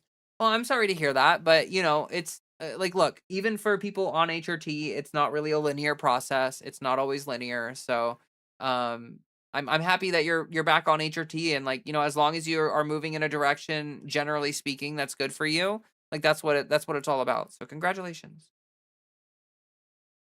That's fair. I'm also just feisty and I live in an urban area, so in rural areas there's still more ignorance and therefore misgendering is likely not intentional. Yeah, like yeah, yeah, I don't know. It's hard to tell, right? Like when you're just interacting with someone out in public, it's really hard to tell. Like I'm not gonna lie, if someone sees someone, I don't know. It's whatever. We don't need to get into the weeds there. It's such a nuanced conversation. I got rid of my social media besides Telegram and Discord only, and I'm only on Twitch because of Leah and stuff. Oh well, thanks for being here to support. I appreciate that. When I was on Reddit a few years ago, I saw a topic that turned into a train wreck when one woman was questioning her sexuality early in transition. She said she had thoughts about men but didn't find them attractive so far and was feeling less into women. It turned into a debacle about sexuality with trans women changing at times. Yeah, Reddit is Reddit is kind of a cesspool. I'm sorry to hear about the missed HRT. I was accidentally in lower than menopause levels for about 7 months when my doctor retired. It sucks. Oh, I'm sorry to hear that though. I am very sorry to hear that. And I understand, Citron, I also understand being bitter. I understand being bitter. I get it. Like, you know, everyone has their own tolerance levels for misgendering. Like I watched a video of this one trans woman on Instagram, I think, and she was talking about how like she went through an airport, right? And she was, you know, like her passport or whatever says M on it because of course it does or whatever. And the person working at the airport was like, you're a dude basically. And she was like, yeah, I am.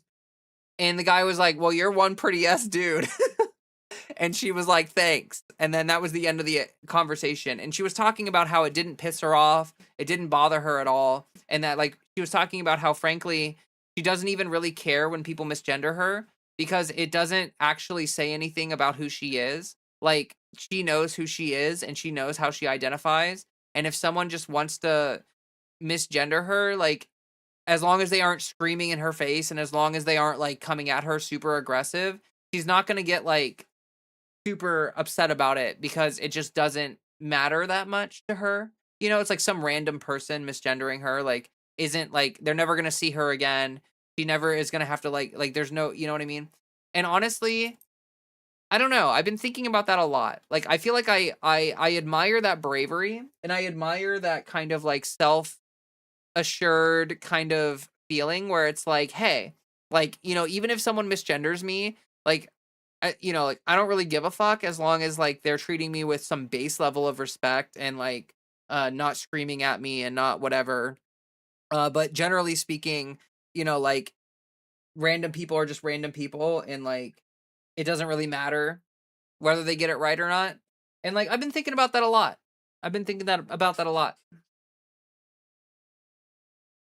I don't get in people's faces when they misgender me. Gender fluid, how could you? One time at a protest, some guy tried the trans people are groomers and it got heated real quick. Yeah. Yeah. No, I mean, if someone came at me like that, I would get super upset. Um, can you tell me more about HRT? I don't know what to tell you. HRT is hormone replacement therapy. It's where you try to balance your hormone levels towards the gender that you identify as, and there are many different ways to go about that. You want to get it through a doctor. I guess I should also mention that while I'm less tolerant of misgendering, I've also gotten better at direct and diplomatic with cis people when it occurs. I used to just be very catty. Yeah, I get you. I get you. A fun YouTube channel with two roommates who are cis and a trans woman is a lot of fun. They tackle so much BS in a hilarious fashion at times. The Gender Yap podcast. That's cool. I'm gonna write that down. I might check that out there. The Gender Yap podcast. That's cool. I think more conversations with trans people and cis people is like a good thing. I think more discourse online with trans people and cis people talking together about gender stuff is good. I think that's good stuff. Great podcast. Cool. Thanks. Y'all have a good night or day, depending on where you all are. Oh, thank you. You have a good one. Thanks for stopping by. I started typing my bandanas the same, or started tying my bandanas the same way you do. It's super cute. Ah, nice. Cool. I love bandanas. Honestly, I wear it like this because of I spin puppy hammer, or well, oxbow or whatever. Like the prop that I spin, like it's the only way to keep my hair out of my face. You gotta see a doctor for HRT so you don't get a blood clot or mess up your kidneys. Yeah. Does anyone else hate "Are you a man or a woman? I'm trying so fucking hard to be a man." Oh, I'm sorry to hear that. Yeah, like it's um look, when you're early on in transition, it makes sense that you're more sensitive to it. Like when I was really early on in transition, like actually super early on in transition, I didn't care about being misgendered because I knew that I was that early on in transition. But also, after, like, after a certain point, you want to present the way that you identify or whatever. Like you want most trans people want people to see them and get it right. And so like there's a lot of fear and there's a lot of anxiety and there's a lot of stuff, but the longer that you're transitioning, I think the more that tend to people tend to just like settle in to their presentation and then get comfortable with it, and then like, it matters less. Like most people in my life gender me correctly. So like I don't know, I went to this one Hispanic restaurant like 5 or 6 months ago, and the server called me senor or whatever, right? And like he came over, and I was like, "I'm not a guy, I'm a girl." And he was like, "Really?" And like had this super shocked face. And I was like, "Yeah." And then he didn't say anything and he just walked away. And like, did it upset me a little bit? Yeah, a little bit. But I also was just kind of like, whatever, dude. Like whatever. Um 4 years on testosterone, year after top, I still hear this shit. Well, I'm sorry to hear that. People suck. Um, I hope it gets better for you. But I don't know. I think part of transitioning is getting comfortable with your presentation to the point where like it doesn't matter when people misgender you. Like it does matter, but like you can't control how people are. Like if it's an authentic presentation, No tip for that a-hole? Yeah, I didn't tip them. I definitely didn't tip him because he didn't apologize or anything. Like, he was just like, "Really?" And then just, like, walked away, and it's like, "Okay, dude." But, I didn't lose any sleep over it, I guess is what I mean. But no, I get you. Like, everyone's different, everyone's got a different tolerance for it. But, like, you can't in my opinion, it's not good to give people that power over you. Like, if they misgender you, um, I think it's kind of good to have a mindset of like, okay, well, they just don't know, and like, screw them for not knowing, but also like, I still am proud of myself, and I'm still happy with my presentation. Like, if you're happy with your presentation, be happy with your presentation. Don't let someone misgendering you take that away from you, right? Like, don't give them that power.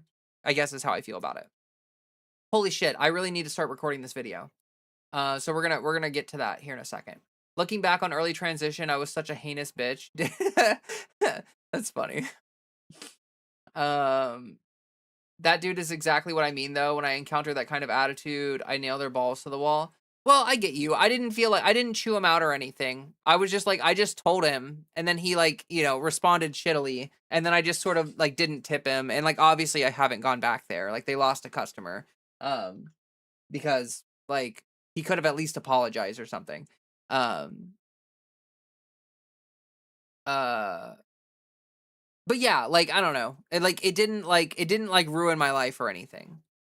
Like I had a I had a little bit of a moment afterwards where I was like, geez, like how the hell did the guy get that out of my like the way that I dress and the way that I am, like how did that guy see a senor? Like how did that even happen? Um but it is what it is sometimes. Fred, you ate your food so fast, dude. You better have chewed that stuff. You better have chewed your food there. If people insist on misgendering, then fuck them. Yeah, no, I get you. I'm just tired. It's also about other things. I'm disabled. Disrespect stacks up. I'm sorry. Uh, I think. Oh, Mr. Raven's going to bed. Okay, have a good night. Um, thanks for stopping by. I appreciate you. Uh, I get you. Like if you're not in a good emotional place and someone misgenders you, it can be a moment of frustration and stress that maybe you're not well to handle. But like I don't know, having a good support system in your life can help with that. People around you that respect you, and like having a friend that you can call if someone does that to you and misgenders you like that. Having a friend that you can call to talk to about it can be helpful. Just to like vent and get some like reassurance from them or whatever. Um, but I'm sorry. I'm sorry to hear that. It like and some people like it takes time for some people to like one thing that I know you said you're 4 years in, and I get that like being 4 years in but like also like puberty takes a long time, and like I don't know, I saw this trans man recently who like didn't really feel confident in his presentation until like 8 or 9 years into HRT and stuff. And yeah, I don't know. Leah, I admire you being more zen and detached and mature than me to antagonistic people. I come from a family of disruptive drunk bar fighters and Karens. Well, it's just like, look, if someone misgenders me and I freak out on them and I get mad and they get an emotional response from me, then like they have had like it's like giving them power, right? Like they have power over me in the sense that they have the ability to ruin my day. And I'm look, like I'm stubborn in the sense that like fuck you. Like you don't have power over me. Like I don't care who you are. If someone comes up to me and misgenders me, like I'm not going to let you ruin my day because like I want my day to go well, and like I don't want people to have power over me. Like it's just part of my personality type. Like I'm a type 8. Like I'm very much like I want to have control over my day and control over my life. So when someone does that to me, it's like fuck you, but also like I'm still going to go enjoy my life. Like I'm not going to let them it's like letting like if someone leaves you a transphobic comment online, like letting that affect you at a deep level and like ruin your day and stuff.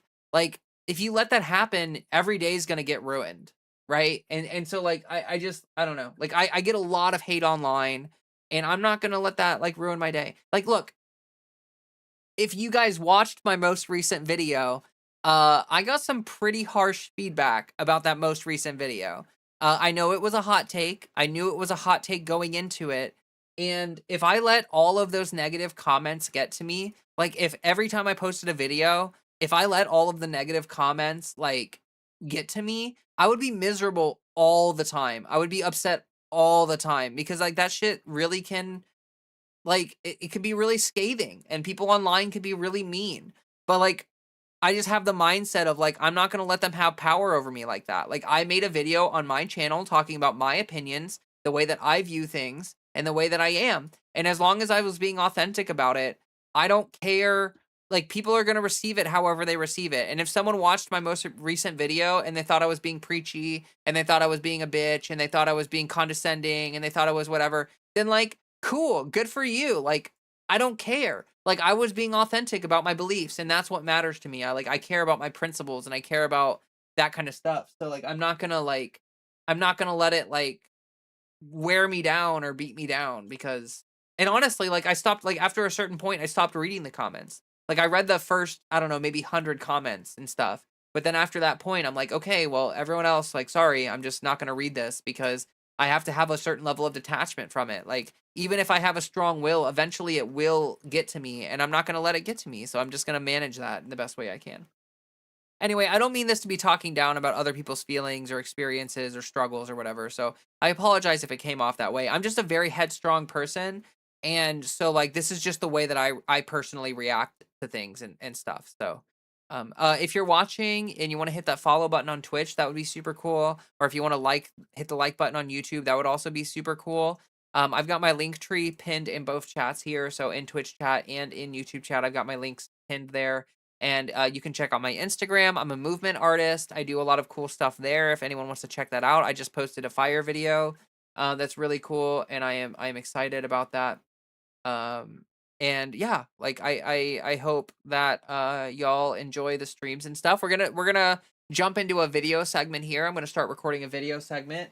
So I may not engage as much with chat as I have been, but I will try my best to include chat where possible. I'm hoping that this video isn't super long.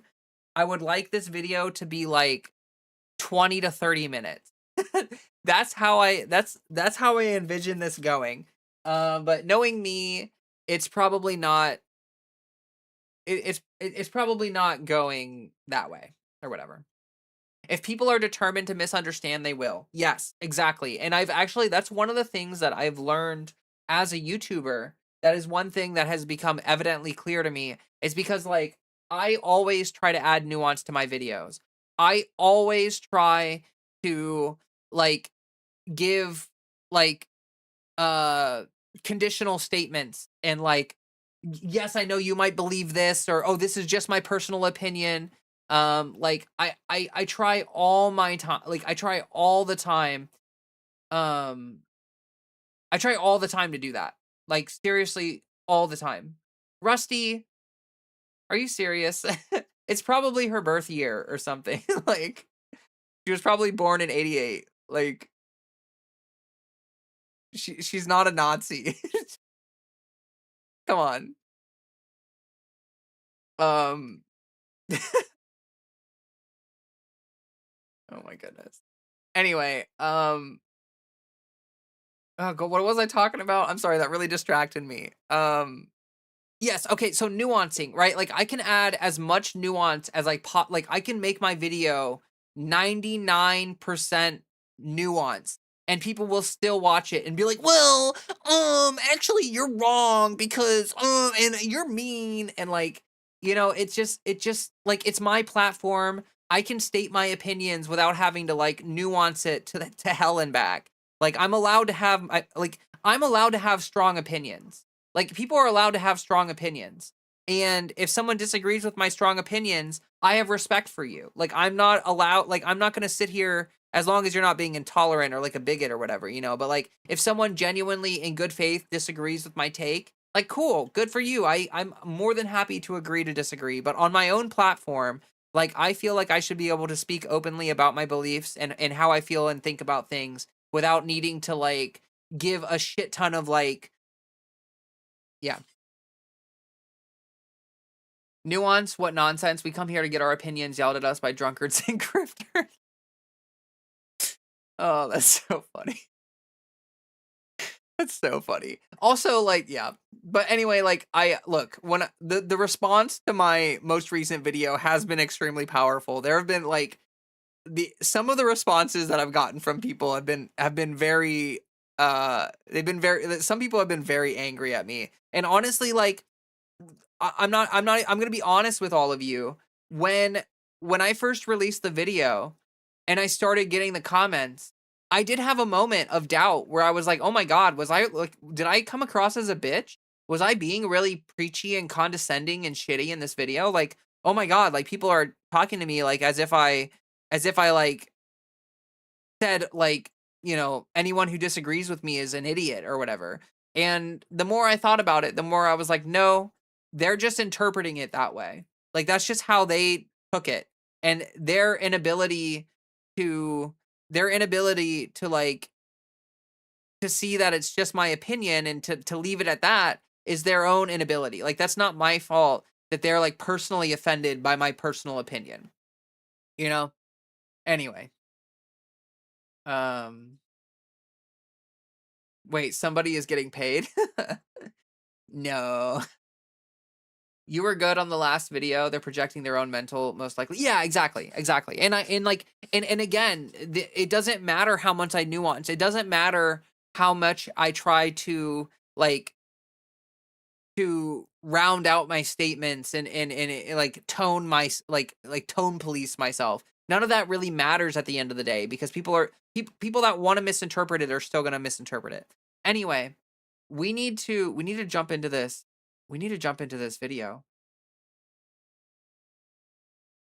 Uh we definitely need to jump into it. Um okay. So, wait, where's okay, here it is. It's going to take me a second. I got to set up this part right here. Wait, I'm going to leave that one. And then oh my goodness. Sorry for the yawning. I know I've been yawning. I apologize for that. Um oh boy. What a topic we are going to be talking about today. I honestly, I'm upset about the thing we're going to be talking about today. It is something as an Ohioan, this is something that really hits home for me. So I'm gonna try not to crash out too hard. Like I'm gonna try to keep the crashing out to a minimum, but there will probably be a level of crashing out in this video. I was actually wondering. I kind of expected some of the people who are really mad at me to jump into this live stream on my from my last video. I was expecting people to jump into my live stream and try to like debate bro me or whatever, you know? But that didn't happen. So you're gonna have to duck out in a bit for a bit. Good luck. Oh, well thank you for the well wishes. Oh my god, water is so good. Holy shit. Oh my god, I love water. Nah, I use the nukes. Yeah. Fair enough. Ashlyn, thanks for the hydrate. I just did it. I just did it. So I appreciate that. All right. We're gonna jump into the video. Oh, Fred, are you cute? Are you being cute? Yeah, you're a good boy. Valid, Leah. Those neo-lib dems are insufferable, especially when they are in home states. Yes. Yes, and I know look, like, I know this video is gonna get pushed back because 'cause I'm gonna say some things in this video that certain establishment Democrat voters are going to get mad about. Like, I'm gonna give some takes in this video that people are gonna get mad about, and I will add a little bit of nuance to it, but, like, frankly, I'm gonna say what I'm gonna say. And people are just gonna have to put up with it. They love tossing trans folks and immigrants under the bus just so Republicans, um, wait, under the bus just so Republicans are still not voting for them. I got a little confused by the wording there, but I think I understand what you mean. They wanna throw us under the bus, and then they want us to still vote for them. Honestly, they should take that D down from the neolibs. Yeah.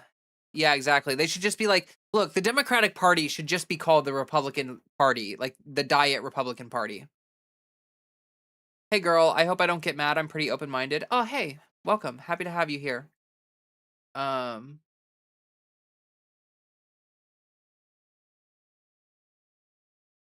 Welcome. Yeah, we'll see, we'll see. I think my takes are pretty reasonable.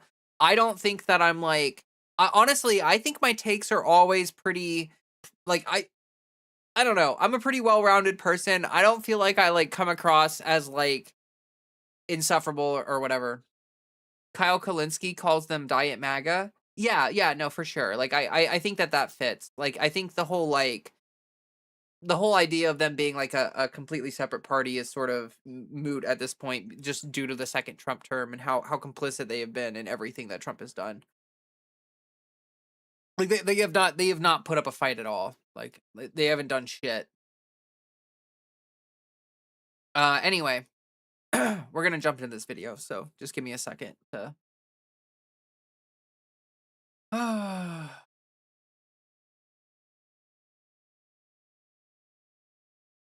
I see what you're saying, Citron. I see.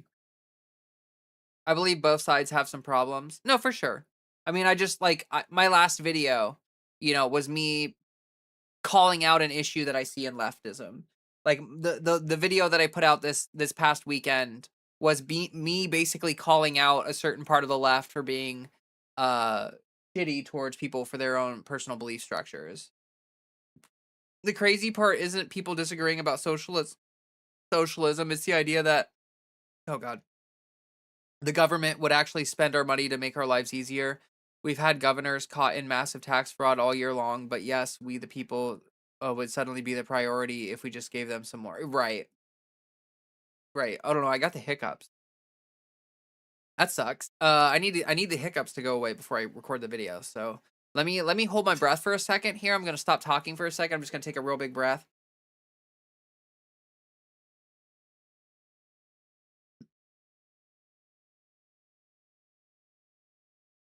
They don't know what the fuck they're doing. Do you understand that? But now what I'm asking for is a piece of ice, cold and poorly located, that can play a vital role in world peace and world protection. It's a very small ask. Okay. Okay. Cool. Here we go. I think it's gone. I think the hiccups went away. It's just that one side has a serious problem. I don't need to say which one. Yeah. Yeah. Drink water also. I did drink water. I already did that, so I think we're good. I think holding the breath helped. Sometimes holding my breath doesn't work, but I think it worked this time, so we're good. Um, all right. Here we go. Ooh, I need to pull up a post online actually, because there's a post online that I need to read from. Uh, Here we go.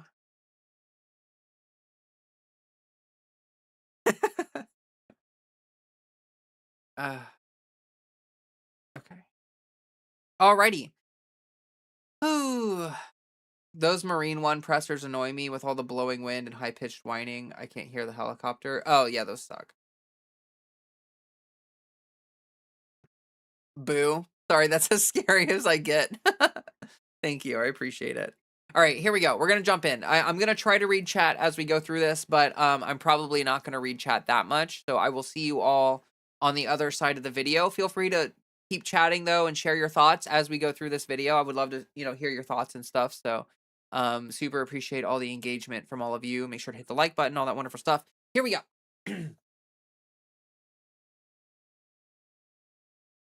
Why hello there and welcome to this video. Today we are going to be talking about the Ohio governor race. I live in Ohio, for those of you who are not aware. I am an Ohioan, and we have a governor race coming up that's pretty like intense. It's like Vivek Ramaswamy. Bleh, bleh. I'm gonna restart that because I fucked up his name so bad. Um, Why, hello there, and welcome to this video. Today, we are going to be talking about the Ohio governor's race. And I live in Ohio, for those of you who are not aware. And so this is pretty important to me. It hits close to home. And unfortunately, this is a little bit of a bad news bear video. Like, this is going to be a little bit of a tough one. But honestly, I think this is really important to talk about. And I have a lot to say. So with no further ado, we're going to jump in here. The governor's race, for those of you who are not aware, has to do with Amy Acton versus Mr. Vivek Ramaswamy. And yes, so we're going to jump right into this Aaron in the Morning article. For those of you who do not follow Aaron, definitely recommend checking her out. Like, she has a lot of really good writing. A lot. She really keeps everyone up to date about the things that are going on legislatively and everything with trans rights and everything. So super recommend. Good source of information. And here we go. Dem Ohio governor candidate Amy Acton endorses trans sports ban, igniting intra-party firestorm. So I'm not sure exactly how much of this I'm going to read, but I'm going to read as much of it as I need to, right? So a growing uproar is consuming the Ohio Democratic Party after Ohio gubernatorial candidate Amy Acton, locked in a dead heat with Vivek Ramaswamy, took her turn at anti-transgender politics. In the wake of the Supreme Court's ruling that Title IX does not protect transgender people, a sweeping victory for the conservatives who have spent years engineering it, Acton was asked her thoughts by a local newspaper, the Toledo Blade. She could have offered boilerplate responses or defended transgender kids. Instead, Acton embraced the ban, casting it off as a matter of safety and vowing to enforce Ohio's settled law. The fallout was swift. Democratic equality groups posted, then quietly deleted, criticisms of their own nominee, an intra-party rupture that now threatens the race itself, a pointless own goal by a Democrat who apparently bought the idea that attacking her own most vulnerable constituents is how you win an election. So this is what she said. This is what Acton said. She said, "I do not support boys playing in girls' sports. This is already settled law in Ohio, and as a governor, I will enforce and uphold the law," Dr. Acton said in response to the Toledo Blade. As a doctor, public servant, and a mom, I will always stand up for the fairness and protect kids' health and safety. While my opponent tries to divide us, I'm laser focused on issues that matter most to Ohioans, lowering costs, cracking down on corruption, and cutting taxes for working families. I don't need to tell you how terrible that is, right? Like, I don't need to tell you how terrible that is, right? Like, that's horrifying. Like, that's like like, she's not even pretending, right? Like, she's not even doing lip service. She's doing the thing where, like, she's gonna invite Liz Cheney on stage and she's gonna start, like, supporting war crimes and all this other stuff because she thinks that she's gonna be able to get some kind of, like, moderate Republican vote or something. It's so stupid. So stupid. So let's read a little more here. Acton's response was quickly seen for its anti-trans sentiment. Ohio is home to some of the most extreme anti-trans laws in the United States, pushed by the same organizations whose attorneys defended trans sports bans at the Supreme Court. In 2024, the Republican supermajority overrode Governor Mike DeWine's veto to enact House Bill 68, which simultaneously banned gender-affirming care for trans youth and barred trans kids from school sports from kindergarten through college. Months later, legislators slipped a bathroom ban into an unrelated college credit bill. The resulting law forces trans students out of bathrooms matching their gender identity at every school in the state, including private colleges like Antioch, where more than 80% of the students identify as LGBTQ+. Trans Ohioans now risk their education, their healthcare, and their safety simply by existing in public. So, yeah, Ohio is a rough state if you're trans. Like, some parts of it are not the worst ever, but definitely there's a lot of legislation being pushed through in Ohio that is anti-trans in nature. I have spent time doing activism in real life. Like, I have traveled to Columbus. I have, like, gone to the state's capital and, like, lobbied against these bills. Like, I've spoken up publicly, given public statements against these bills. It's a tough battle here in Ohio because this is, like, Ohio is one of the most gerrymandered states in the US. We have a Republican supermajority despite the state being extremely purple. Like, Ohio overall is basically a purple state, but it has been turned extremely red by the voters disenfranchisement and the gerrymandering and all these other horrible tactics that prevent Dems from getting a foothold here in Ohio. And so it creates a really bad situation where they're basically able to push through whatever legislation they want. Like, let me be clear, most of the people in the Ohio legislature are not transphobic and they don't really care. But there's like 2 or 3 people in the Republican side of things that are extremely transphobic and they care deeply about getting their anti-trans legislation through. And because they have a Republican supermajority, they just sort of like back these people. Like they'll put forward their anti-trans bills and they just back them because it's whatever.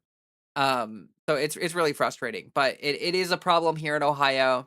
It is a battle. Like, we are playing defense in Ohio. There's absolutely no way that we are going to get like wins here in Ohio. The only wins that we're going to get are defensive kind of things where we might prevent a couple bad things from happening, which is true. There have been a couple things that we have been able to ward away, but unfortunately, it's yeah, it's a problem here in Ohio. It's disheartening, but like, I love Ohio. You know, like, I've lived here my whole life, and I think that it's important to stay here and fight back against this stuff rather than trying to leave the state.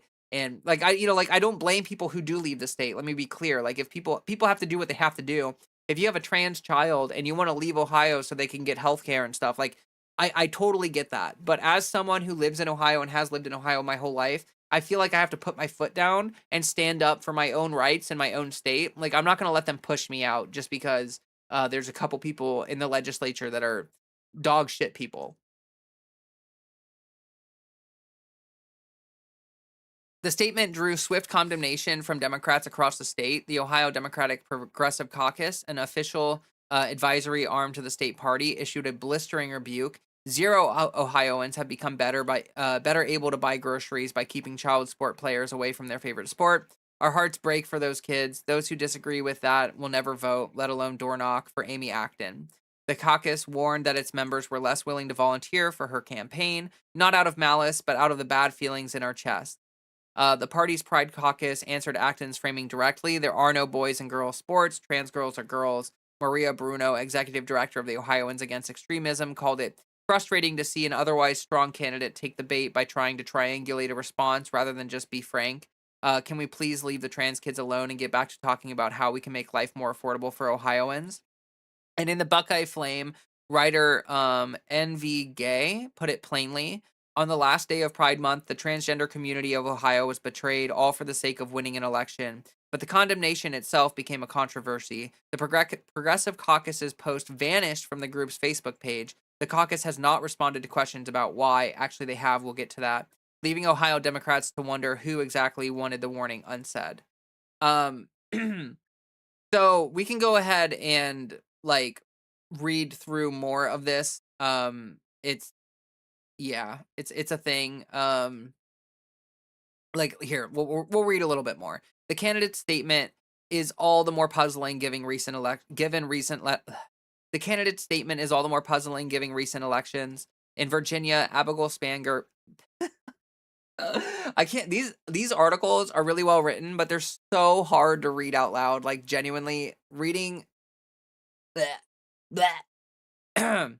The candidate's statement is all the more puzzling given recent elections. In Virginia, Abigail Spanberger had every opportunity to throw trans people under the bus with similar statements and never took the bait. Even as Republicans poured millions into anti-trans attack ads, with more than half of all GOP ad spending in the race devoted to the issue, Spanberger won by more than 15 points, and Democrats flipped 13 House delegate seats, transforming a razor-thin 51-49 majority into a commanding 64-36 majority.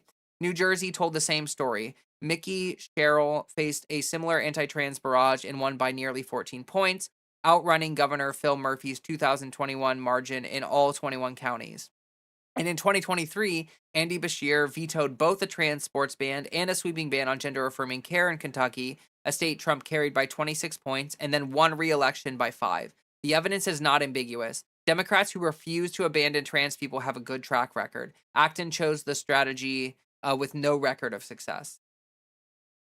So basically, she screwed up. Like, Amy Acton really shot herself in the foot. And it's this whole idea that establishment Democrats have where they think that by abandoning their principles and they just check where the wind is blowing and then they just go wherever they think the wind is blowing, right? Like for some reason establishment Democrats think that they're going to be able to win over Republican voters or some stupid shit like that by hurting their own base, which is dumb. Like appeal to your own base. That is how MAGA and Trump has won so much political power over the past 10 years. Is it from appealing to Democratic voters and independent voters? No, it's from appealing to their own base. Like that is how they have won so much popularity and gotten so much of their base out to vote and stuff like that.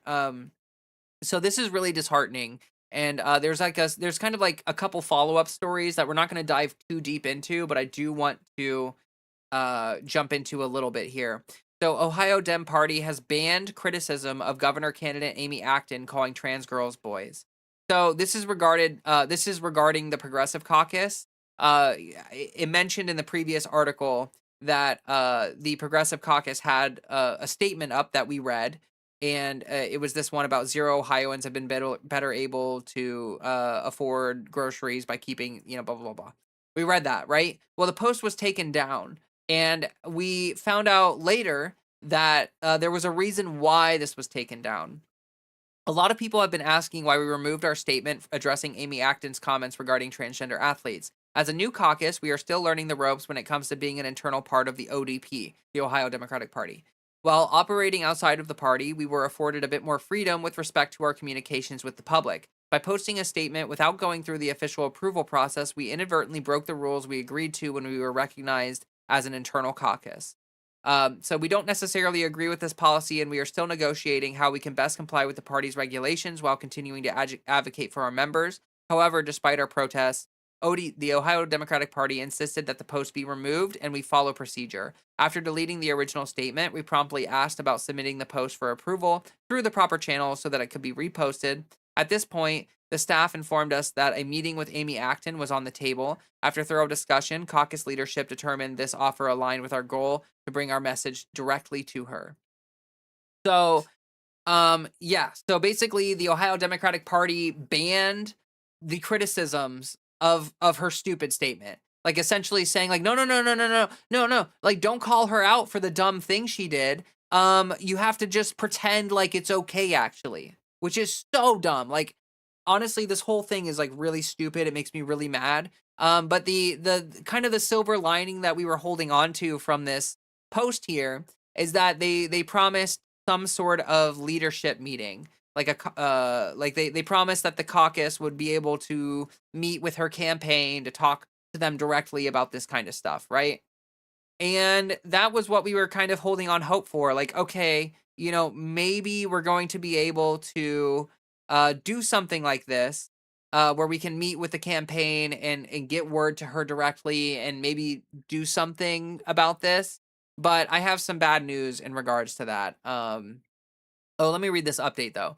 The vice chair of the Ohio Democratic Pride Pocket. The vice chair of the Ohio Democratic Party Pride Caucus has also posted a statement where at the very end, she clearly calls out the Ohio Democratic Party and says, I'm posting this strictly in my capacity as a trans advocate and telling the Ohio Democratic Party to save yourself a phone call because I will not be taking this down. And I'm guessing that this is the post right here. Over the last couple of weeks, our community has taken some incredibly painful hits from the people who are supposed to be our allies. Hearing a statewide candidate validate anti-trans narratives and write off our rights as settled law is a flat-out betrayal. Let's be entirely clear. Absolutely no boys are playing in girls' sports. Trans girls are girls, trans boys are boys, and the transphobia and misgendering must be condemned regardless of which political party it comes from. The anger out there right now is completely justified. A lot of you have reached out asking why I haven't made a loud public statement yet, especially given my role as with the Pride Caucus. I want to be very clear. The public quiet right now is not compliance. It's a strategy.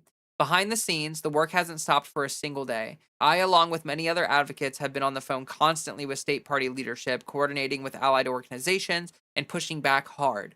We are forcing these conversations to happen, and we are not going to let this campaign run out the clock or sweep this under the rug, hoping we just forget about it.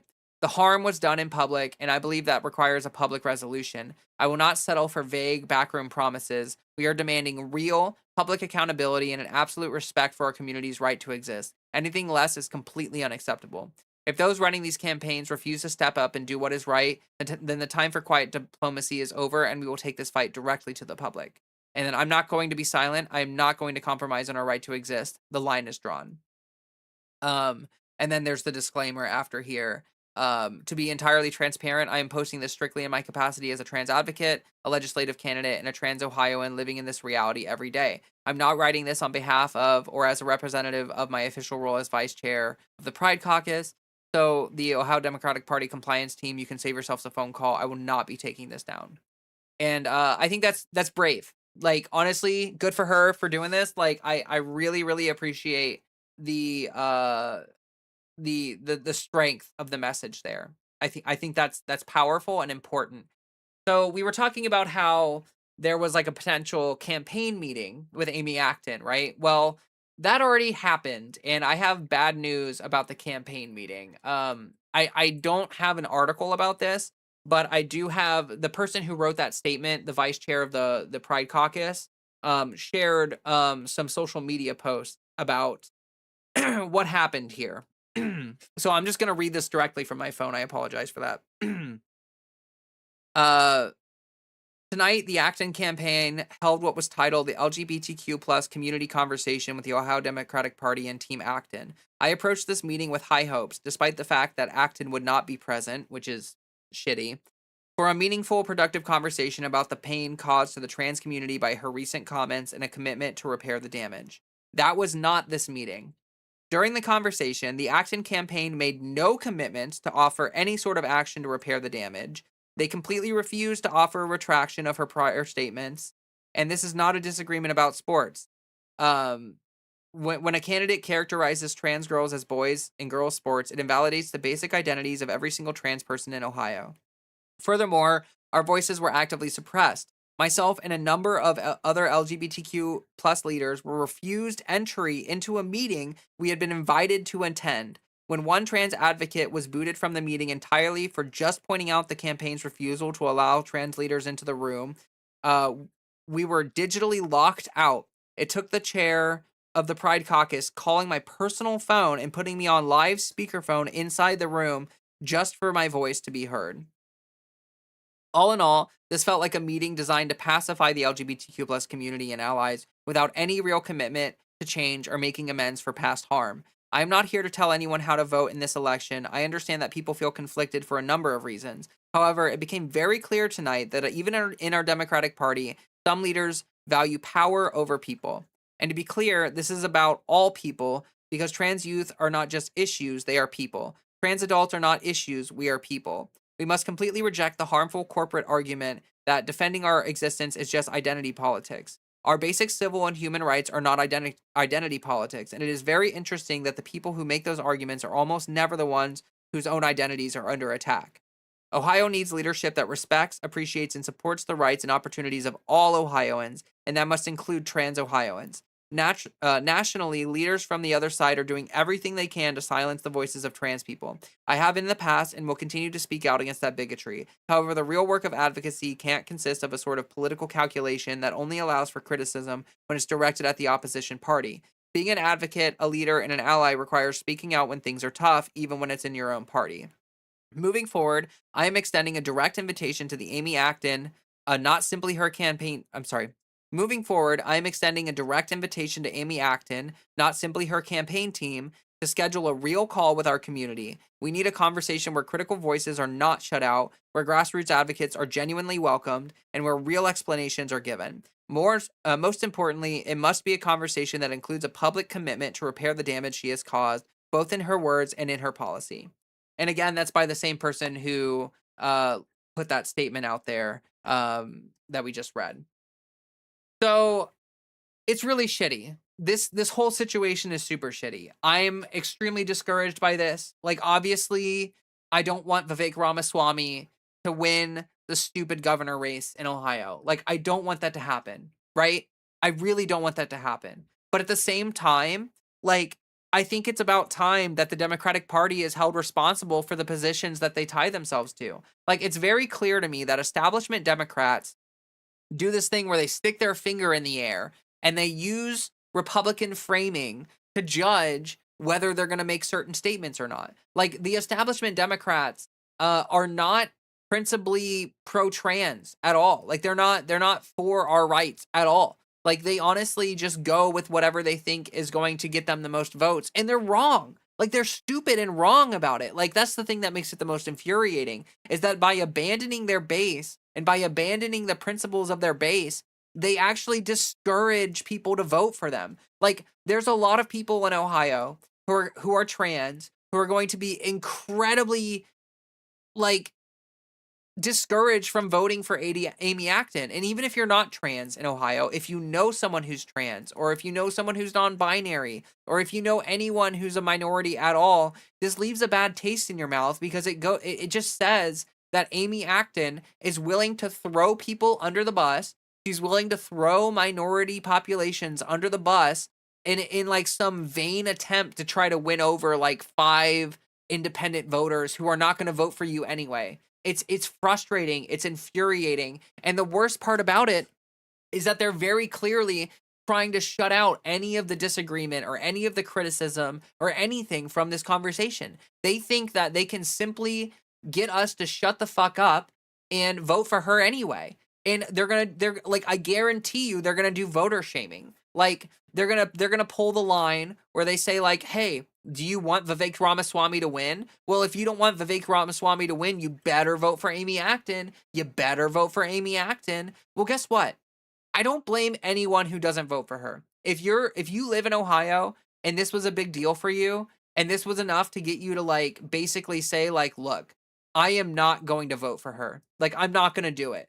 Then like power to you. Am I going to voter shame you? Fuck no, because I think that's cringe. I think that's super cringe. Politicians need to win our votes. It is not my job to just vote for someone who I disagree with and someone who has personally insulted me and someone who has thrown me under the bus just because she's slightly less bad than the other guy. Like honestly, I'm so sick of this, that Republicans can act like complete and total psychopaths, and we are being told that we have to vote for Democrats because they are slightly less psychopathic than the Republicans, but still extremely psychopath. Like honestly, it's so ridiculous. Like it's basically like saying we have to accept all the shitty positions that every Democrat has, so long as they're just slightly less shitty than the Republicans. And frankly, I'm over it. For the past 10 years, I have been told over and over and over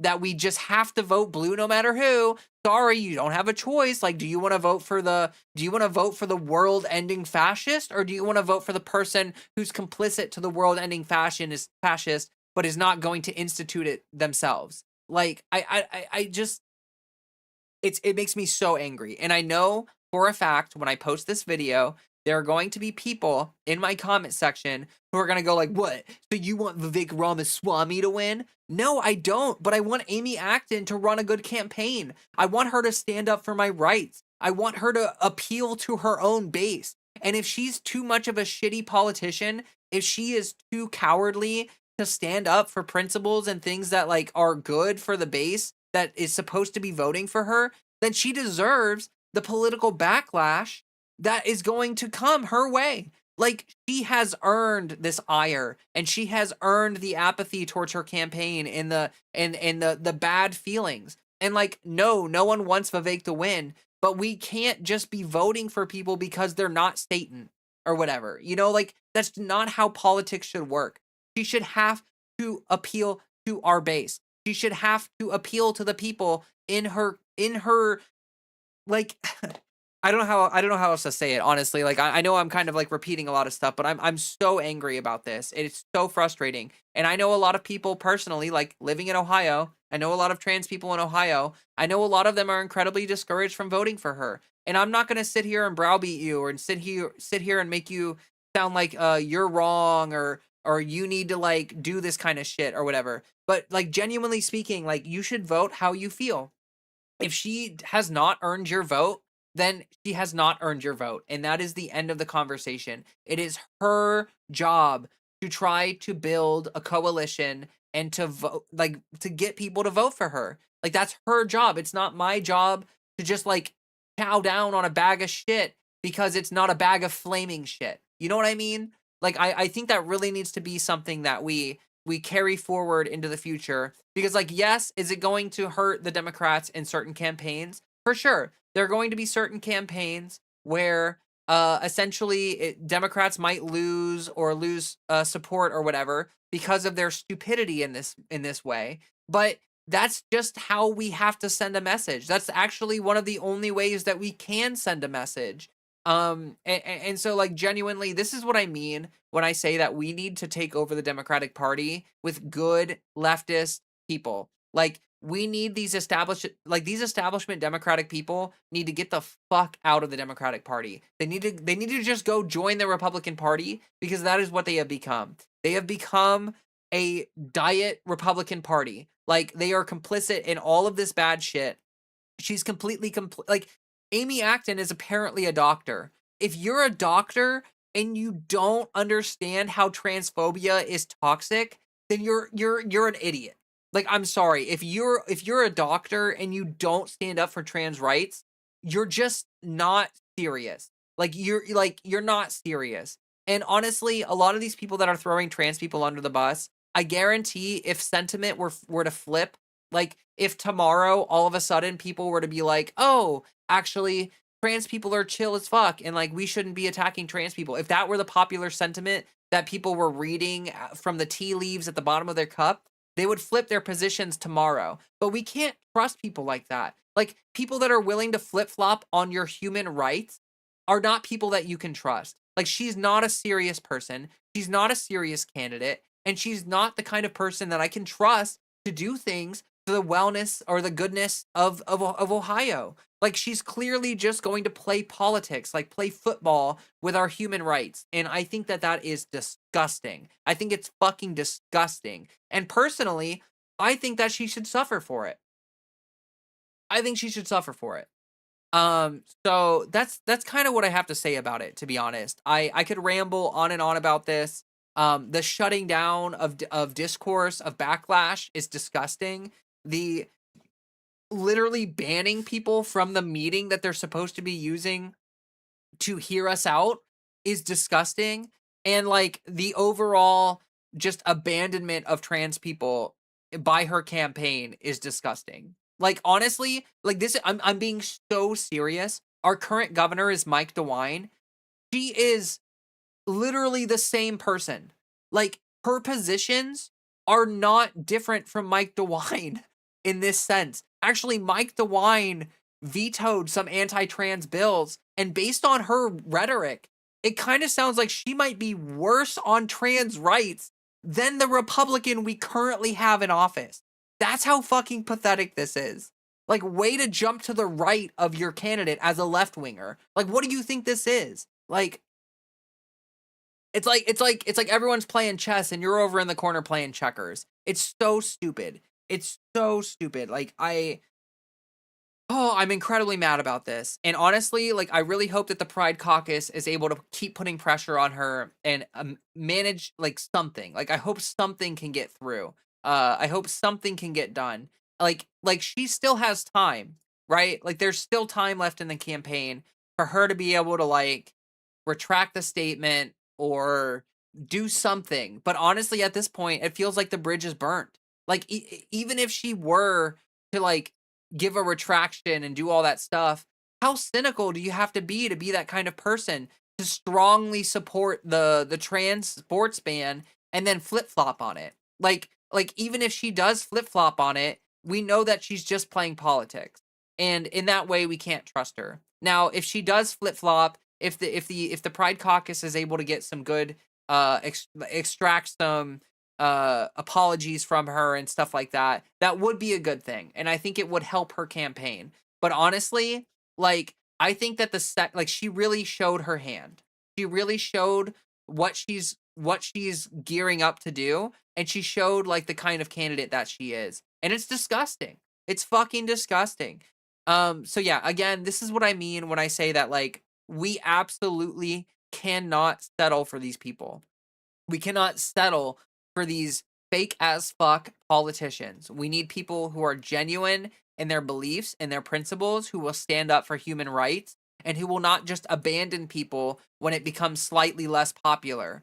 It is confounding, to say the least. Like, I do not understand where these establishment Democrats get this notion that, like, abandoning their base is somehow going to win them votes. Like, do you genuinely think that there are going to be Republicans who vote for you because you misgendered trans girls? Like, do you genuinely think that's going to win anybody over to your base? No. They're not going to vote for you. They're not going to phone bank for you. They're not going to do anything for you. They're just going to see that you said that and be like, see, even the Democrats are doing it. Even the Democrats think trans people suck. Like, you're just giving them ammunition to make it seem like transphobia is a bipartisan issue, which is super shitty. It's so shitty, especially in a state like Ohio, where we're already dealing with dystopian legislation and all of this other stuff. It's fucked up. It's really messed up. So, like, pretty much that's all I gotta say about it. I, I yeah, I'm sorry this is a little bit of a hard topic. Like, this is definitely a bit of a negative thing, but, like, genuinely, I think it's important to call this stuff out. I think it's important to talk about it. And I think it's important, like, the vote blue no matter who stuff, like, none of that was ever authentic. Right? Like, establishment Democrats do the vote blue no matter who stuff when it benefits them. But the second that someone like Mamdani is running, or someone like AOC is running, or someone like Bernie is running, or whoever, it's no longer vote blue no matter who. They completely abandon that, because you have to understand that none of this is principled. None of it is principled. Yeah. It's like they're playing sports ball with our rights, and it's really disgusting. So I'm gonna read a couple things here in chat. Kitty Cat says, "Is stuff like this? Is stuff like this is the reason why I stopped voting?" And I don't blame you. I don't blame you, and I'm not gonna sit here and voter shame you, because it's dystopian and it sucks. So I I agree with you entirely that is a problem. Like, and I don't blame you for feeling disenfranchised and feeling like it's hard to want to vote for these people. Like, I don't want to vote for her. It's rough. Dadzilla says ranked choice voting can fix some of this. I would agree. I think we need some serious voter reform. Like, honestly, it's tough because the establishment Democratic Party benefits from the systems that are in place right now, because it prevents third parties and it prevents popular candidates from breaking through unless they try to basically take over the Democratic Party, which is hard to do, right? So really what we have to do is we have to get enough good people in the Democratic Party to be able to get something like that through in legislation, to be able to achieve voter reform that would sort of cement the death of the establishment Democratic Party, which is a long road. Like, it's a long road, and it's frustrating, but it is just kind of the way it is. Corpo Dems aren't left is the thing. They're center right. Yep, exactly. She's no better than, like, a right winger Republican at this point. Like, and like, genuinely, what leftist positions does she actually have? Like, basically none. She's just a corpo bot candidate. Like, that is all she is.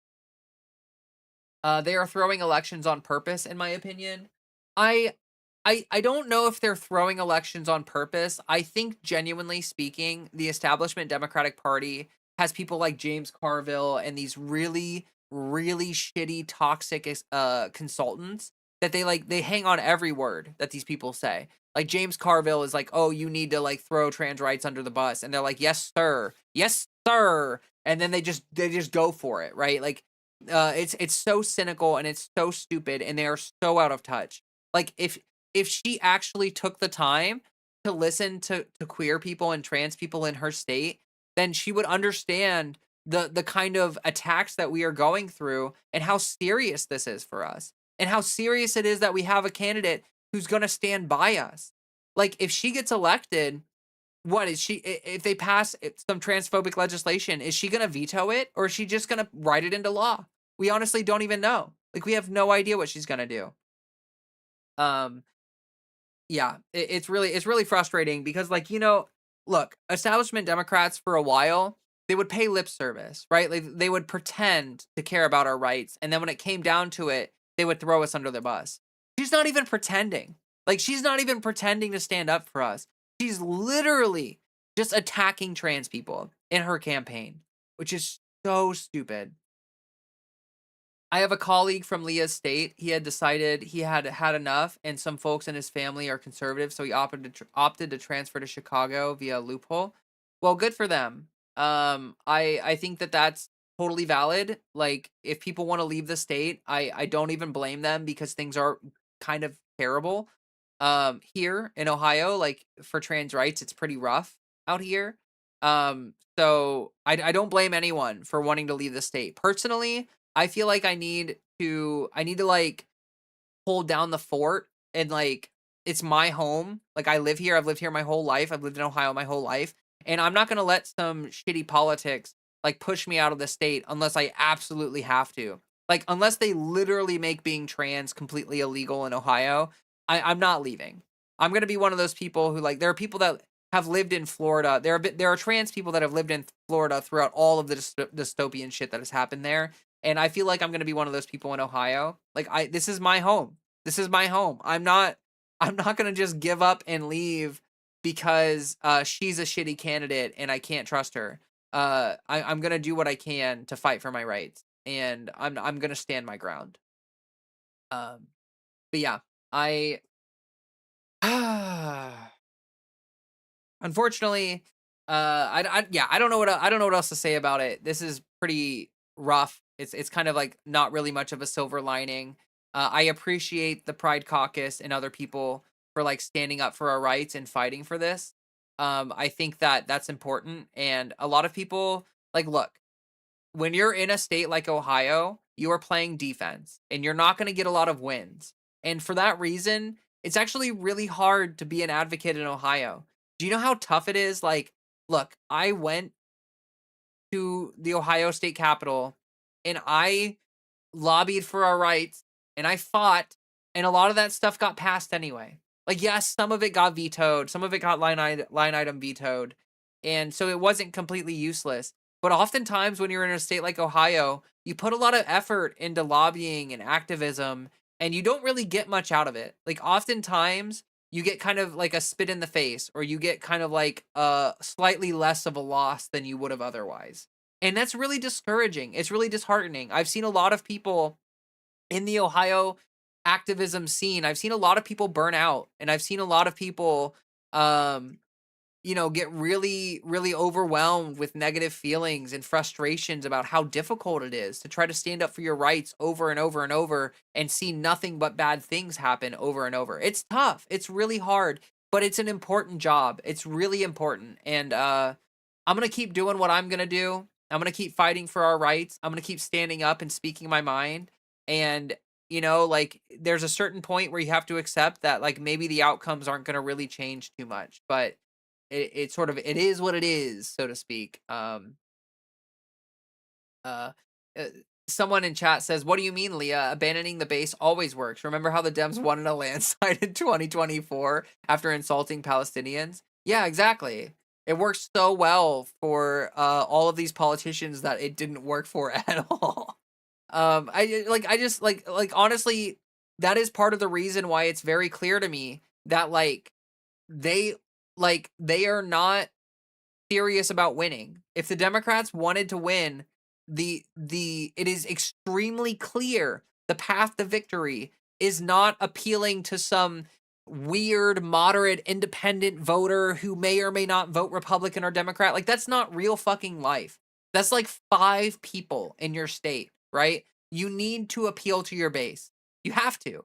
And like that, it's just that simple. Like, genuinely, it's just that simple. But it's part of the reason why I think that like obviously Democrats straight up just like don't even care about winning or not, because like regardless of whether they win or not, the corporate overlords win, right? Like, they are bought and paid for, and so, like, the corpo backing donors or whatever, if Vivek wins, they win. If Amy Acton wins, they win, and that's all they care about. They have bought both sides of the aisle, and that's why we need to replace these Democrats ASAP. And that's why it's really frustrating that here in Ohio we are stuck with basically a non-choice. And I know some people are gonna get mad at me about that. They're gonna be, "Oh, Vivek is so much worse." Is he? Like, I mean, like, Amy Acton is not gonna make anything better, and then we'll probably elect a Republican after that, and they're gonna make things way worse. And so, like, is it better? Like, I don't know. It feels like it's just kicking the can down the road, to say the least, honestly. Um, yeah, so I'm gonna go ahead and shout out my Patreon subscribers. Thank you all so much for watching and being here. If you want to like the video, that would help me out a lot. If you want to sub or do whatever, that would be great. I have my links down in the description of the video. So you're more than welcome to check out my other social medias and stuff if you would like. I've got Patreon subscribers. Thank you all so much. If you're part of the Patreon, you are helping me be here. This is, like, I don't make ends meet with YouTube. I'm really trying to, but it's tough out here. So any support that y'all can give me, whatever's within your means, I would really, really appreciate that. I would love to keep fighting for our rights and stay here and keep making this content and stuff. It means a lot to me. But my channel needs to grow. Things need to grow. So anything you can do, word of mouth, helping with the algorithm, like commenting, stuff like that, potentially getting a Patreon or whatever works for you. Whatever you can do, I appreciate all of it so very much. Please help me try to get over the hump of profitability. That way I can, like, stay here and be able to feed Freddie without having to go get another food job. So Patreon people popping up on the screen right now. These are my base Patreon supporters. They're wonderful. They're amazing. But also I have a super supporter tier, which is full of wonderful people that really make this possible. I appreciate all of them so, so, so much. And so now I'm going to shout them out. We have Spinning Patchwork Cat, Glitchmasta, Daniel Malloy, Sleepy Kayla, Rhonda, Art, Katie Starr, William the Concurrer, Mark Yulbonsky, Gwen Vaughn, Dadzilla, Andrea Uhara, Kira, Sophie's Left Florida, Ultraviolet Vadu, Cassidy, Kate, Fiona Dobson, Cal Fiore, Jasmine Wilson, Maddie, Trisha Pizafred, Katie Bug, Melanie Scouten, Sarah J. Buck, Nikki Notzel, and Sam Howard. Those are my super supporters, top tier supporters. Could not be here without them. It means a lot to me. Everyone who supports me on Patreon, you are the GOAT. Thank you so very much. It means the world to me. And yeah, I mean, I guess with no further ado, we'll go ahead and wrap up this video. I stream Monday, Wednesday, Fridays. For those of you who are not aware, I make a Monday post every week where I kind of talk about, like, what my schedule for that week is going to look like. If you're unsure if I'm going to be streaming a certain day or whatever, you can always check that Monday post on my community section of my page to get an idea of what my streaming schedule looks like. Because during the summer, there's a lot going on, and sometimes I'm out at events and stuff. And so, yes. With that being said, the stream is going to continue. I record my videos live on stream. So if you want to be here while I'm recording a video, then you're more than welcome to do that. That would be lovely. It would be lovely to see some of you here in chat. You can see chat giving their words of wisdom and their thoughts here, and I really appreciate all the contributions from everybody that hangs out and chills on my streams and everything. But anyway, the last thing I have to say before we wrap up this video is that you should find some water and drink it. Oh, I love water so much. Ugh. Thank you all so much for being such a great audience for the video. I appreciate it. So yeah, we'll chill out here for a little bit. Whew. I got really heated there. Water is life. Yes, it is. It's almost like you need it to survive and stuff. What's really funny is, like, every time I end a video, I feel like I always, hey, we hit 190 followers on Twitch. Thank you, Kitty Cat 24 for the follow. I really appreciate that. I meant to shout you out, but I was recording a video, so I really appreciate that. Thank you. Yeah, every time I end a video, I feel like people think the stream is ending and then they leave. Because every time I look at my concurrent viewers after ending after ending a video, people, like, drop out. It's so funny. Um Let me read a little bit of what's going on here in chat. Oh, also, Dadzilla, thank you so much for the $5. I really appreciate that. You're the best. Super, super duper. Thank you. Uh, the Dems in power would all us minority peeps would throw us under a wheat thresher if they could get enough out of it. Yeah. Yeah, like they hope they will get votes by throwing marginalized people under the bus, but it won't. Republicans will Republican. Yeah, I already read that, I think. Those Marine One pressers annoy me with all the blowing wind and high pitched whining. Oh, I already read that. Hope the candidates you support win, Leah. One of the most progressive ones I voted this past spring didn't. I'm sorry to hear that. It is discouraging. It's gonna take time, right? Like it takes time to change the composition of a party. And so we just have to be really consistent and persistent about it. Like we cannot accept like look, I'm gonna be honest. I think that as a base for like through the Obama years and even through past that, I think that a lot of people Democrats got a little complacent and just accepted like whoever as long as they weren't Republican, right? And I think that that's been toxic for the base. I think it's been toxic for the party. And I think genuinely speaking, like we need people to just vote for candidates that will actually make things better and not accept these neoliberal establishment chill Democrats. Hey Leah, I'm a trans author and activist currently doing interviews of trans people outside of my usual focus group, sex work. I enjoy your work and would love to interview you if you would take part. Let's see, who's that? Persephone Vanderward. Yeah, I would be interested in that. That'd be cool. I don't know if you're still here or not. But I would that'd be cool. I'd be down. Send me an email. Yeah, you can send me an email. That would be cool. Looks like there are some other people in chat that would also be interested in being interviewed, which is cool.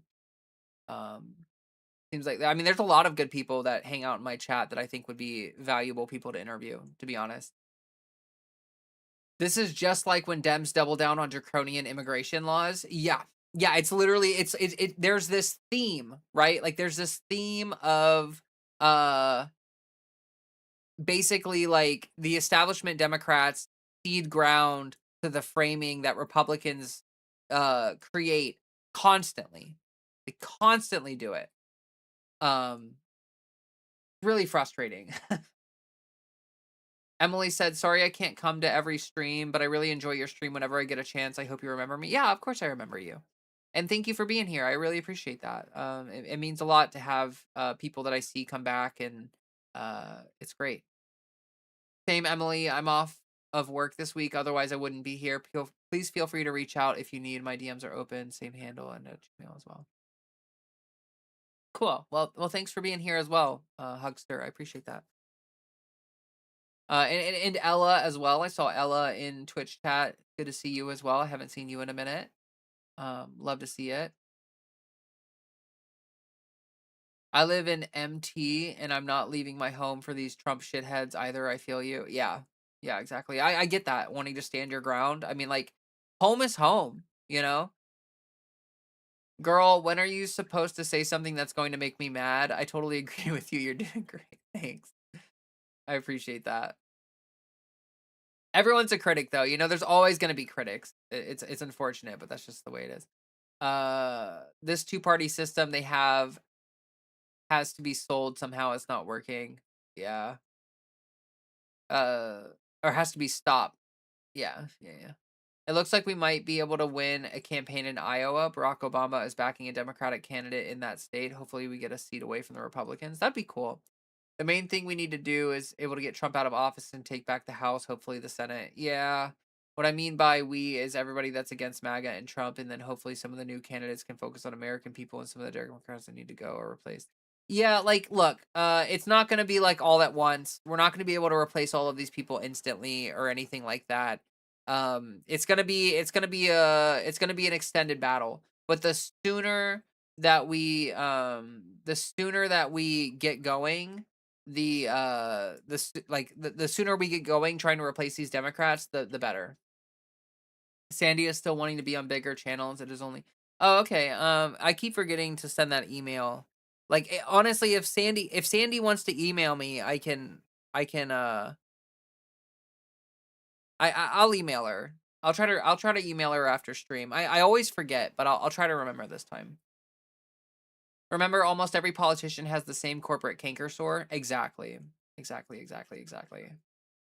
Um, Republicans vote Republican. They want the real thing. The only hope she has is that right wing racism against Indians depresses the vote on that side. Exactly. That is so true. And the funny thing is like she's a white woman, like right? Like she's also going to be discriminated against by Republicans. So I don't like if you think a Republican is going to vote for you as a woman, like I'm sorry, you like I got a bridge to sell you. Also, the paradigm is shifting. If social democrats can take over the party in the next couple years, these Dems who have catered to bigots will have a scarlet letter. Yeah, exactly. And that's honestly like, look, they just had a vote recently where like 100 Democrats voted to block aid to Israel, and it wasn't enough. But it shows that like if you get enough people in the party, the tide will turn, right? Like if we get enough party power, then these people will have no choice but to fall in line or leave. It's kind of like how APAC has become incredibly toxic. Like towing the line in the Democratic Party used to mean taking money from APAC and backing Israel like no matter what. But that has changed. Like it has reached a point where APAC is toxic and support for Israel is toxic, and honestly, like there's a lot of Democrats who aren't principled on the matter, but they're being forced to change their messaging and they're being forced to change their positions because the party is pushing back so hard against it. Just for once, I'd like to vote for a candidate instead of voting against somebody. Exactly. Yes. I think that is what we're aiming for, right? Like that is the long-term goal is to be able to um have the party composition so that when someone runs, you're actually excited about them running. Like honestly, I kind of wish that I had lived in New York when Mamdani was running, right? Like wouldn't that have been so exciting? Can you imagine going and voting for Mamdani in that election and seeing him win and actually being excited about him winning? Like can you even imagine what that feels like? It feels like it's been 7 million years. Like it feels like I have literally never voted for a candidate that I actually wanted to win except for like Obama's first term, I had really high hopes. I was still kind of bought into the establishment Democrat bullshit back when Obama was running.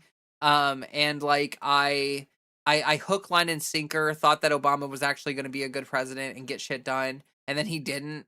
And that was the start of my cynicism right there. But like there's never been like I have never voted for someone in my adult life where I've been like, wow, this is gonna be so cool. Like, it's always, like, choking down vomit and, like, oh, like, these all of these people suck, but this person sucks a little bit less, and I hate that shit. It is the most toxic politics ever, and, like, honestly, it's bad for the Democrats in general because, like, voter apathy hurts Democrats more than it hurts Republicans. Republicans are a minoritarian party. Like, like, if we had a lot of voter turnout every election, Republicans would basically always lose. Like, if we did not have gerrymandering, if we did not have voter disenfranchisement, and if we did not have voter apathy, like freaking Democrats would always win. They would always win. And that's the issue. Is that like Republicans know that they have to cheat and lie and do all this horrible shit to win, and so they do. And Democrats don't care because they're bought by the same donors, so they don't try. Leah, you weren't in the Obama hype train? During his first term, I thought he was gonna do great things. Like, before he was president and he was running, like his campaign was so hopeful and hope and change and whatever. And so yeah, I was kind of on the hype train the first time around, but after his first term, I saw the writing on the wall that he wasn't gonna do shit for us. And yeah. I remember when Mamdani first jumped into the race and only the Majority Report and crackhead Bernie was interviewed him. Why did you call him crackhead Bernie? Why did you do that? This is why so many of us are leading DSA. Yeah, yeah, and, like, honestly, like, look, I know that DSA is not a perfect organization and PSL is not a perfect like, there's no perfect organization on the left, but the more good people that get involved with those organizations, the more those organizations will these organizations consist of people, right? So if all of the good people avoid these organizations because they're not perfect, they're gonna stay shitty. But if we like have a concerted effort to try to like get these people into these like organizations to make a change to make them better, then they will become better. Like it's not like DSA is permanently toxic just because there's toxic people in it right now. Crackhead Barney, perhaps. Yeah, maybe it was a typo. I don't know.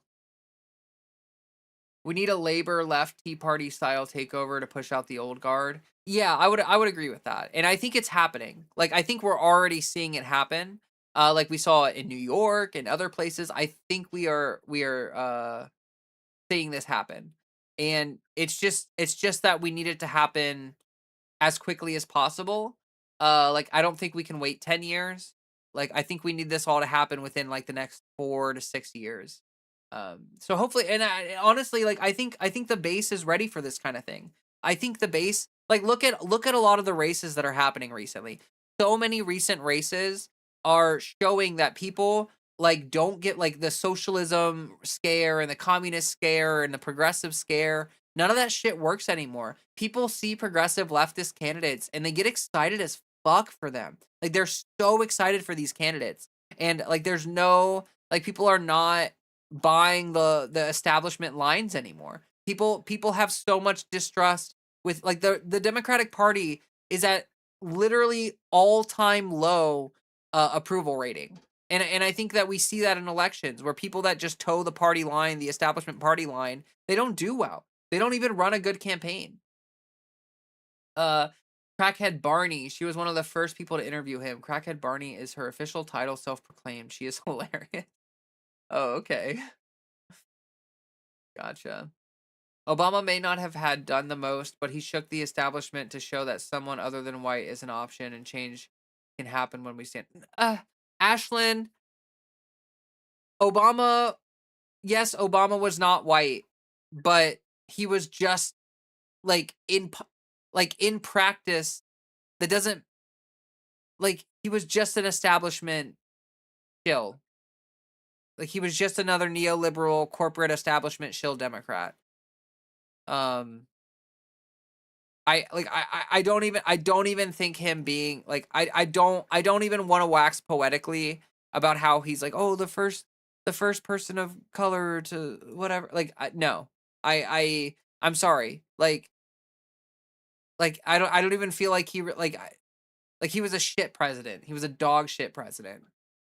Start people fighting each other over minutiae. I don't even know how to say that, and use wedges used to destroy solidarity.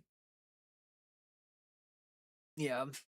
I hope so, Leah. I don't want 4 years of Gavin Newsom president and then 4 years of Nick Fuentes president, and then people start finally nominating progress. Yeah, well, see, like I think we're already moving in the right direction. You know what I mean? Like look at New York, look at all these other places where these leftist candidates are doing extremely well.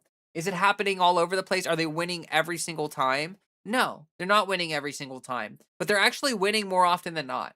And like that's the hopeful part because honestly maybe I should have said this in the video. I'm not really sure, but like genuinely speaking, like we've seen a lot of these people like usually the establishment Democrats can bully the absolute fuck out of these like non-establishment candidates. Like usually they're able to sink campaigns really effectively, but it's just not working anymore. Like they don't have the same kind of power and trust that they used to have. People don't view the establishment as like the trustworthy people anymore. They view them as like the toxic cesspool people. I absolutely do not want Gavin Newsom as president. Same. He accomplished almost nothing to combat racism because that would have been too extreme for his base. Gavin Newsom is a puppet and he reacts to all kinds of different hands up his butt. Yeah, exactly. And they're all rich corporate hands too. Like he doesn't have any poor hands up his butt. It's all rich people up his butt. Woo! Just joined stream. Which candidate are you talking about? Oh, sorry, I just saw that. We were talking about Amy Acton in Ohio. I admire your tenacity to fight these politicians in your state. I'm in Texas and I want to do the same, but frankly, I'm so tired of this place. Hey, I get it. I totally get it. It's frustrating. It's hard. Like I looked some of these anti-trans politicians in the eyes and told them that what they are doing is killing people. Like I literally told these people to their face. Like and it's tough because you can tell they don't care. Like you can tell they don't care. It's hard. It's not easy. But I feel the need to fight for my state, I guess. And like again, I don't blame anyone for like deucing out and like moving to a different state. Like I don't blame you. Obama set a ton of extremely dangerous precedents that the first Trump administration immediately took advantage of to expand executive power and erode democracy. Yeah. That was me with Florida. Sometimes it's okay just to move away. Yes, yes, it is. Like genuinely, like I'm not gonna shame anyone for their choices, right? Like my personal choice is to stick around and fight. But like, if I had a trans child, I'd probably feel differently, right? Like if I had a trans child in Ohio, I would probably want to move because like the legislation has made it impossible to be a trans youth in Ohio. Like I still have access to HRT. I can still legally get my HRT and everything. But like if they were to like make being trans illegal in Ohio, I probably would have to move. You know what I mean? It's tough to see their lack of care and empathy for trans people. Where's our humanity at this point? Yeah. It's also totally valid and admirable to stay and fight. It depends on many things. Yeah, it's all contextual. And I trust people. Like, people deserve to make those choices on their own terms, right? You don't need to justify your own decisions. Like, whatever you decide for yourself, whatever's good for you, whatever choice feels like the right choice for you to make. Yeah, like I trust people to make those choices for themselves. And I don't think that you have to justify it like to other people. I don't think that you have to like whatever. Like all you have to do is justify it to yourself. All you have to do is know what you believe and want and fall and fight for yourself. Oh, oh boy. Sorry for the yawning. Um we are nearing 3 hours here. So we can keep going for a little bit. I'll keep checking reading up on chat here to make sure that I caught everything that people are talking about, but I'll probably think about wrapping here in a little bit. Democrats always trying to win elections with no money, no voters, no volunteers, and no morality. I believe corporate Dems do things like this to throw elections. Look at how they kept sending Bill Clinton to Michigan to vouch for Israel during the Kamala campaign. Yeah, like clearly that was like an AIPAC funded move. Like they were afraid of pissing off Israel. Whenever Dems look like they're about to win an election, they will intentionally do something that pisses off their base like clockwork. Yeah,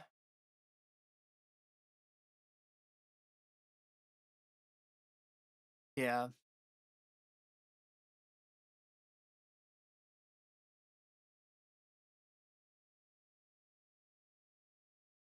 DSA take over now. F all these neolibs. They and the never Trumpers should make their own third party and GTFO out of the Dem party. Yeah.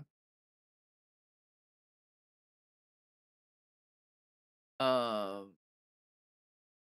Yeah. Oh my God. Well, autocorrect really screwed up that message. What was it? I accept Visa, Master. I guess actual money. I'm broke. I live in Dallas. I had to move back to a rural community.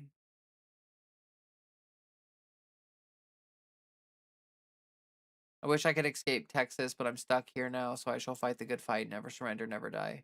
I appreciate that sentiment, and I understand what you mean. It's expensive to move, and not always people don't always have the money to do that, and likewise, people don't always have the money to move to the blue state or blue cities within the red states. It's supposed to say that big cities accept Visa and Mastercard. Will I give up? Oh my God. Oh no, you're okay. I kind of get it. I watched Gender Yap's video on Blair White. Now I need to finish the one they did on Ariel entitled Perf Perfifica- Perfification. Who's Ariel? What's that? Or who is that rather? I don't know who that is.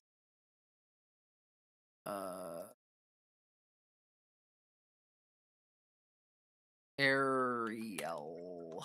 Is this a person? Is this a turf? I don't know. Who is this? Is this a musician? We're talking about a musician?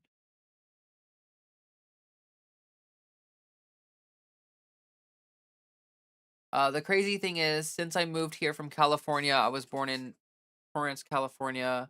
I was in the blue state. Ah. Well, I mean, Emily, you probably didn't see it coming. Don't your dad's job moved us here. They sent us videos that looked so great. Oh, I see. I see. Well, sometimes it's just the way the cookie crumbles, unfortunately. Redneck Missouri for me doesn't get much more red state. Yeah, I mean, I live like, to be clear, I live in Trump County. Like, I live in a county that voted overwhelmingly for Trump. Like, overwhelmingly for Trump.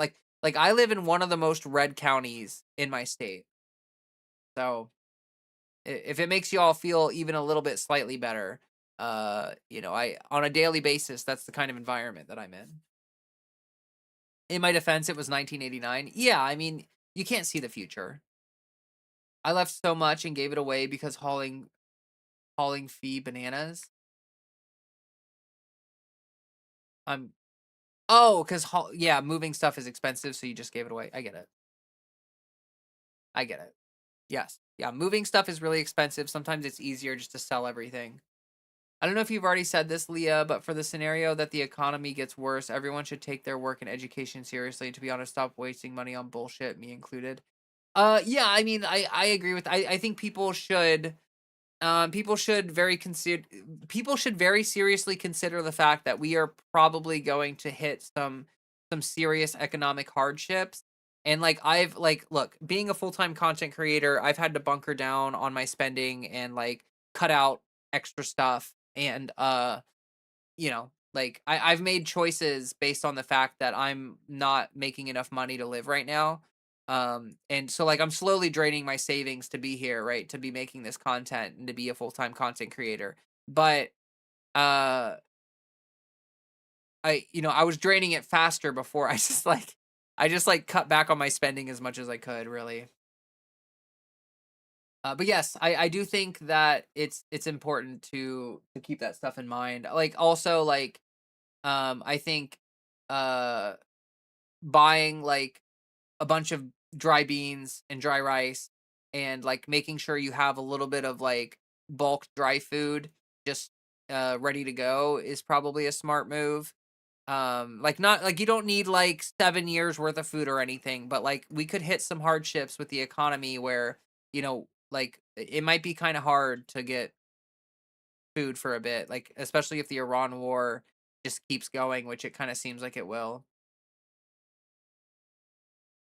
Um Now I live like a monk after condensed everything was into a U-Haul. Oh, okay. Which in some ways less clutter is nice, but I miss my old couch. Yeah, I get it. I think honestly I prefer having less stuff. I don't like owning a lot of stuff. I think it's stressful. Like I don't even want a big, like I don't want to have a big living environment. I think having a large house is also stressful. Oh no.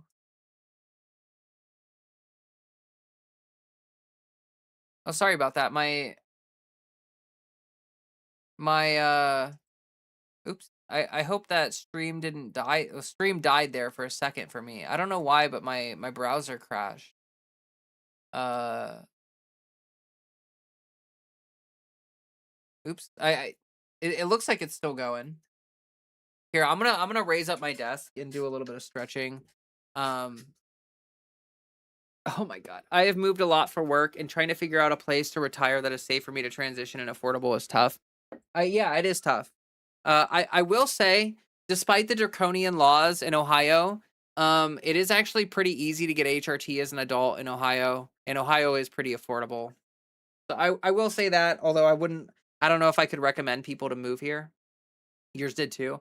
Yeah, sorry about that. I apologize. I don't know why my browser just crashed randomly. Highly recommend my girl Samantha Lux. She goes at him so well. She's debated both Ariella Buck and Blair White along with other jerks. I love her so much. Yeah, Samantha Lux is great. She's an amazing content creator, advocate. I think she's pretty much always on point. I really appreciate that she's like super authentic. Like I really appreciate that Samantha like tries to keep it real with everybody. Like that's a huge deal for me. I hate it when content creators are fake as fuck. I hate that so much. Like honestly, I would rather have disagreements and disputes and problems with someone than them be like fake as fuck and me be like, oh, I agree with everything they say or whatever. You know what I mean? Uh, what do we got here? Oh, so what was this content creator that we were talking about? Um, Ariel is a conservative lesbian who turned on many trans folks she was once friends with. She's very gatekeepy of the ones who decide she's cool with. Very unfortunate, rather two-faced, unpleasant person. Ew, gross. Sounds like a nasty person.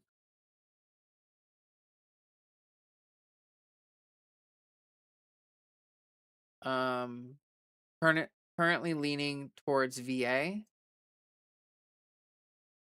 Interesting. Chicago's pretty safe for trans LGBTQ plus folk, but we have our own problems. Taxes suck. Ice scares here. Cold winters, potholes. I love Chicago. Hugster. I wish honestly, like I love Chicago so much. I try to visit Chicago, like honestly, like a few times a year. I love Chicago. I would say though that like the thought of living in Chicago scares the shit out of me though. Like I have no idea how people like I can barely afford to live in Ohio and it's cheap as fuck out here to live. I do not know how people live in Chicago. Like actually I do know. They work a lot. I have a couple friends like in the flow arts community that live in Chicago and many of them have to work two jobs just to like make ends meet at all. Not even talking about like having money for fun and stuff. But like I would love like honestly like Chicago is a beautiful city. Like I kind of would love to live there, but also like I just feel like it's insanely expensive and a little bit outside of what's possible for me. Um like if I got let me be totally honest, if I got absolutely huge on YouTube and I made like oodles and oodles and oodles of money on YouTube, which I do not expect to happen, then I would probably like consider getting like a super cheap place in Chicago just as like a a place that I could stay or whatever. But I honestly I don't know if I would do that actually. I don't know if I could like waste that much. It wouldn't be a waste of money, but like I don't know if I could spend that much money and feel okay with myself. I've yet to catch Samantha Lux's Twitch streams, but I've caught a number of lovely Mayas who's also in a movie available online. Oh, that's cool. That's cool. Trevor Noah was okay until the Airbnb incident. I don't know anything. I don't know anything about that. I always thought Trevor Noah was a little bit of a neo-lib. Like I said before, Ariella is a turf and highly toxic, but she's easy to debunk. Gotcha. I'm gonna be real with you. Living somewhere expensive like Chicago is not worth it. Yeah, that's look. That's kind of how I feel about it. Like um, I like visiting Chicago because I don't have like I can like when I go to Chicago, I can enjoy it, right? And the thing that I notice when I go to Chicago is like I'll be at a restaurant in Chicago, right? And I'll be talking to someone and they'll be serving me and I'll be like, "Oh yeah, like we tried this one place uh we tried this sushi place and it was really good. It was so good and you should try it out." And the server 10 times out of 10 will be like, "Oh yeah, I've heard of that place. I've heard it's amazing. I've been here for 7 years and I've never tried it because I'm always like too tired or always working or whatever." And it just kind of sounds like um people that live in Chicago have to work so much to afford to live that they can't even like they can't actually go out and enjoy the city, which is really shitty. Um really shitty. Uh yeah, like there's this like I listened to Decca and there's this sample in a Decca song where this guy's talking about New York where he's like New York has more culture than anywhere else in the world. It's like a really great city. And then the guy's like, "But I don't have time to do any of that shit. So it's a drag." You know? And it's like Like, yeah, like, if you live in New York City or you live in these huge cities, I bet it's really exciting and there's always stuff going on and all this stuff, but it's so expensive, like, I don't know how you could like, you don't even have time like, you spend your whole time just affording to live there, you don't have time to go out and enjoy stuff or go to restaurants or whatever, like, you're just yeah. Uh, I live in Montana, and it's the 3rd highest housing in the country. Really? Montana is that expensive? I'm actually I color me surprised. Why is Montana so expensive? Like what how did that happen? Is it like a is the housing market just completely fucked out there? That's really surprising. I know some people that live in Wisconsin, but they live in Madison, Wisconsin. Like I have some Flow friends that live in Madison, Wisconsin, and they also say that it's really expensive to live out there, and they just got like lucky with their housing. That sucks though. I'm sorry to hear that. Fred's a goober boy.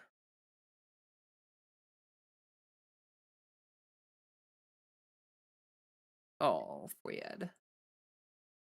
Uh, I honestly don't know how people make it in Cali and New York. Yeah, that's hella surprising given the population. Yeah, yeah, I think so too. I would expect California, New York, um, and probably like Illinois to be like some of the most expensive housing. But I don't know. There's like 20 people there. Yeah, Montana is a pretty small place. Wisconsin is a pretty unpopulated state, to be honest. Didn't Bill Gates buy half of Montana? I don't know. I don't know. Fred's just like he keeps bunting my butt. You guys can't really see it, but he's on my chair, and every time I just turn around, he keeps just putting his head against my butt. He's literally bunting me. Can I? Oh, you can't see it. I can't even get the camera to. Whatever. I tried. You just have to believe me. You just have to trust me. I'm sweating so much. Ugh. Recording videos makes me so sweaty. The lights and then like me getting heated when I talk. I sweat so much when I do that. Statewide infrastructure for 20 people would get those taxes up. Yeah, that's true. A lot of celebrities moved to Montana. They drove up all the prices. Oh, I see. Things are starting to get expensive here. We just became the new Silicon Prairie. We're huge wafer plant. Oh, wait, what are you? Which state is that? You need a little stream fan? Actually, I have a stream fan. It's running right now. It's running on full blast. But it is not enough. It's not enough. Uh, Texas? Oh, okay.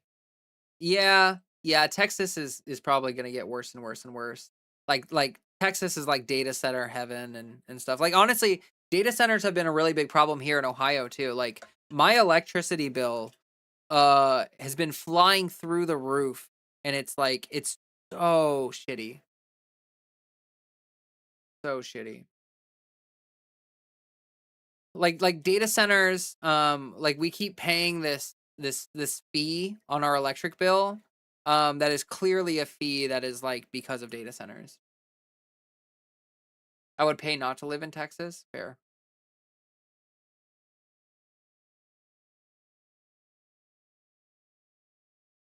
Your electric bill is like 320 a month. Yeah, mine is yeah. Yeah. Mine has also been getting really expensive. One of those weird circle-shaped quiet Dyson fans. Yeah, actually maybe that would be good. Maybe that would be a good investment for me. Cuz like I'm limited to like I have such a small fan because I don't want it to be so loud that the mic picks it up, but if I get one of those quiet ones, maybe that would work. All right. It's been 3 hours. I think Do you have balcony solar in Ohio? There is like I do see people in Ohio with solar panels. I don't know exactly how people go about that. I what does balcony solar mean? Like, what does that mean? Is that like a specific kind of solar panel or something? I'm not super educated on it. Um, but yeah, here in a minute, probably gonna have to wrap up and get going. Oh, Freddie, he's such a good boy. Freddie's such a good boy. Yes, he is. Yes, he is. He loves his mama. Yes, he does. FAI. At this point, I'm down for the total bans and moratorium. Yeah, no, for sure. I think that would be great. What times of day do you usually walk, Freddie? He walks himself to the food bowl, and that's about what he gets for like. He comes outside with me sometimes when I step outside. Solar on your balcony for an apartment. Oh, okay. I would assume that would have to be up to the landlord to do that or not or whatever. Um, your kitty has been so sweet and photogenic this stream. Yeah, he's a good boy. Oh, he hates being picked up, so he's gonna fight me. Yeah, yeah, yeah. Fred, don't be so rude. Jeez. I shouldn't have picked him up. He did not like that. He always is, but especially this one. Yeah, and see, now he's rubbing on me again. Fred. I think he's actually just hungry. Fred's on a diet, so I think he started noticing the past, like, week or so, I think he started noticing that he's getting less food. And I'm pretty sure that's why he's acting the way he's acting. He really wants me to give him a treat or something. Uh, you plug it into the grid and sell up to 800 watts back daily.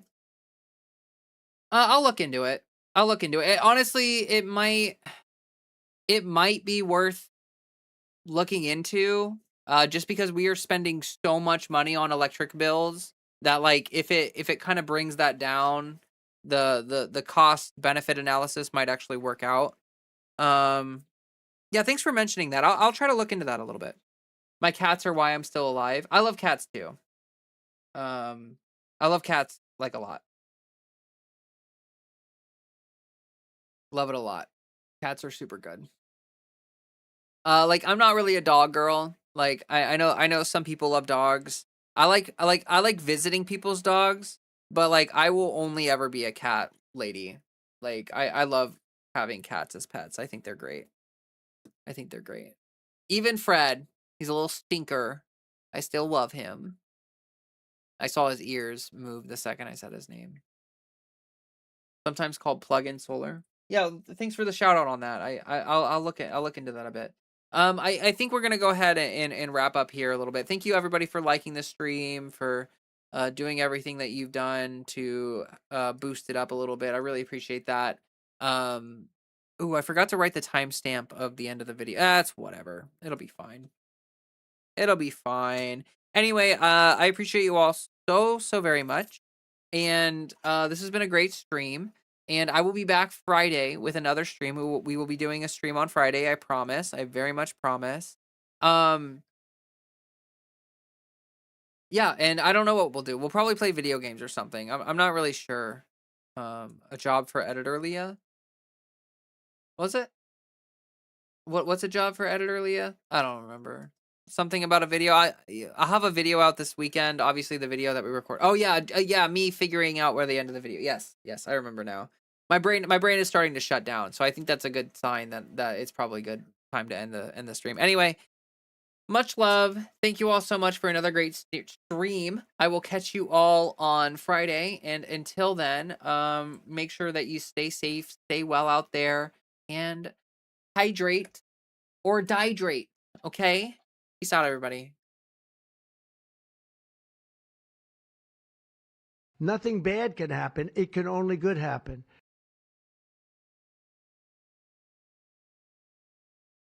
All I know is all my haters become my waiters when I sit down at the table of success.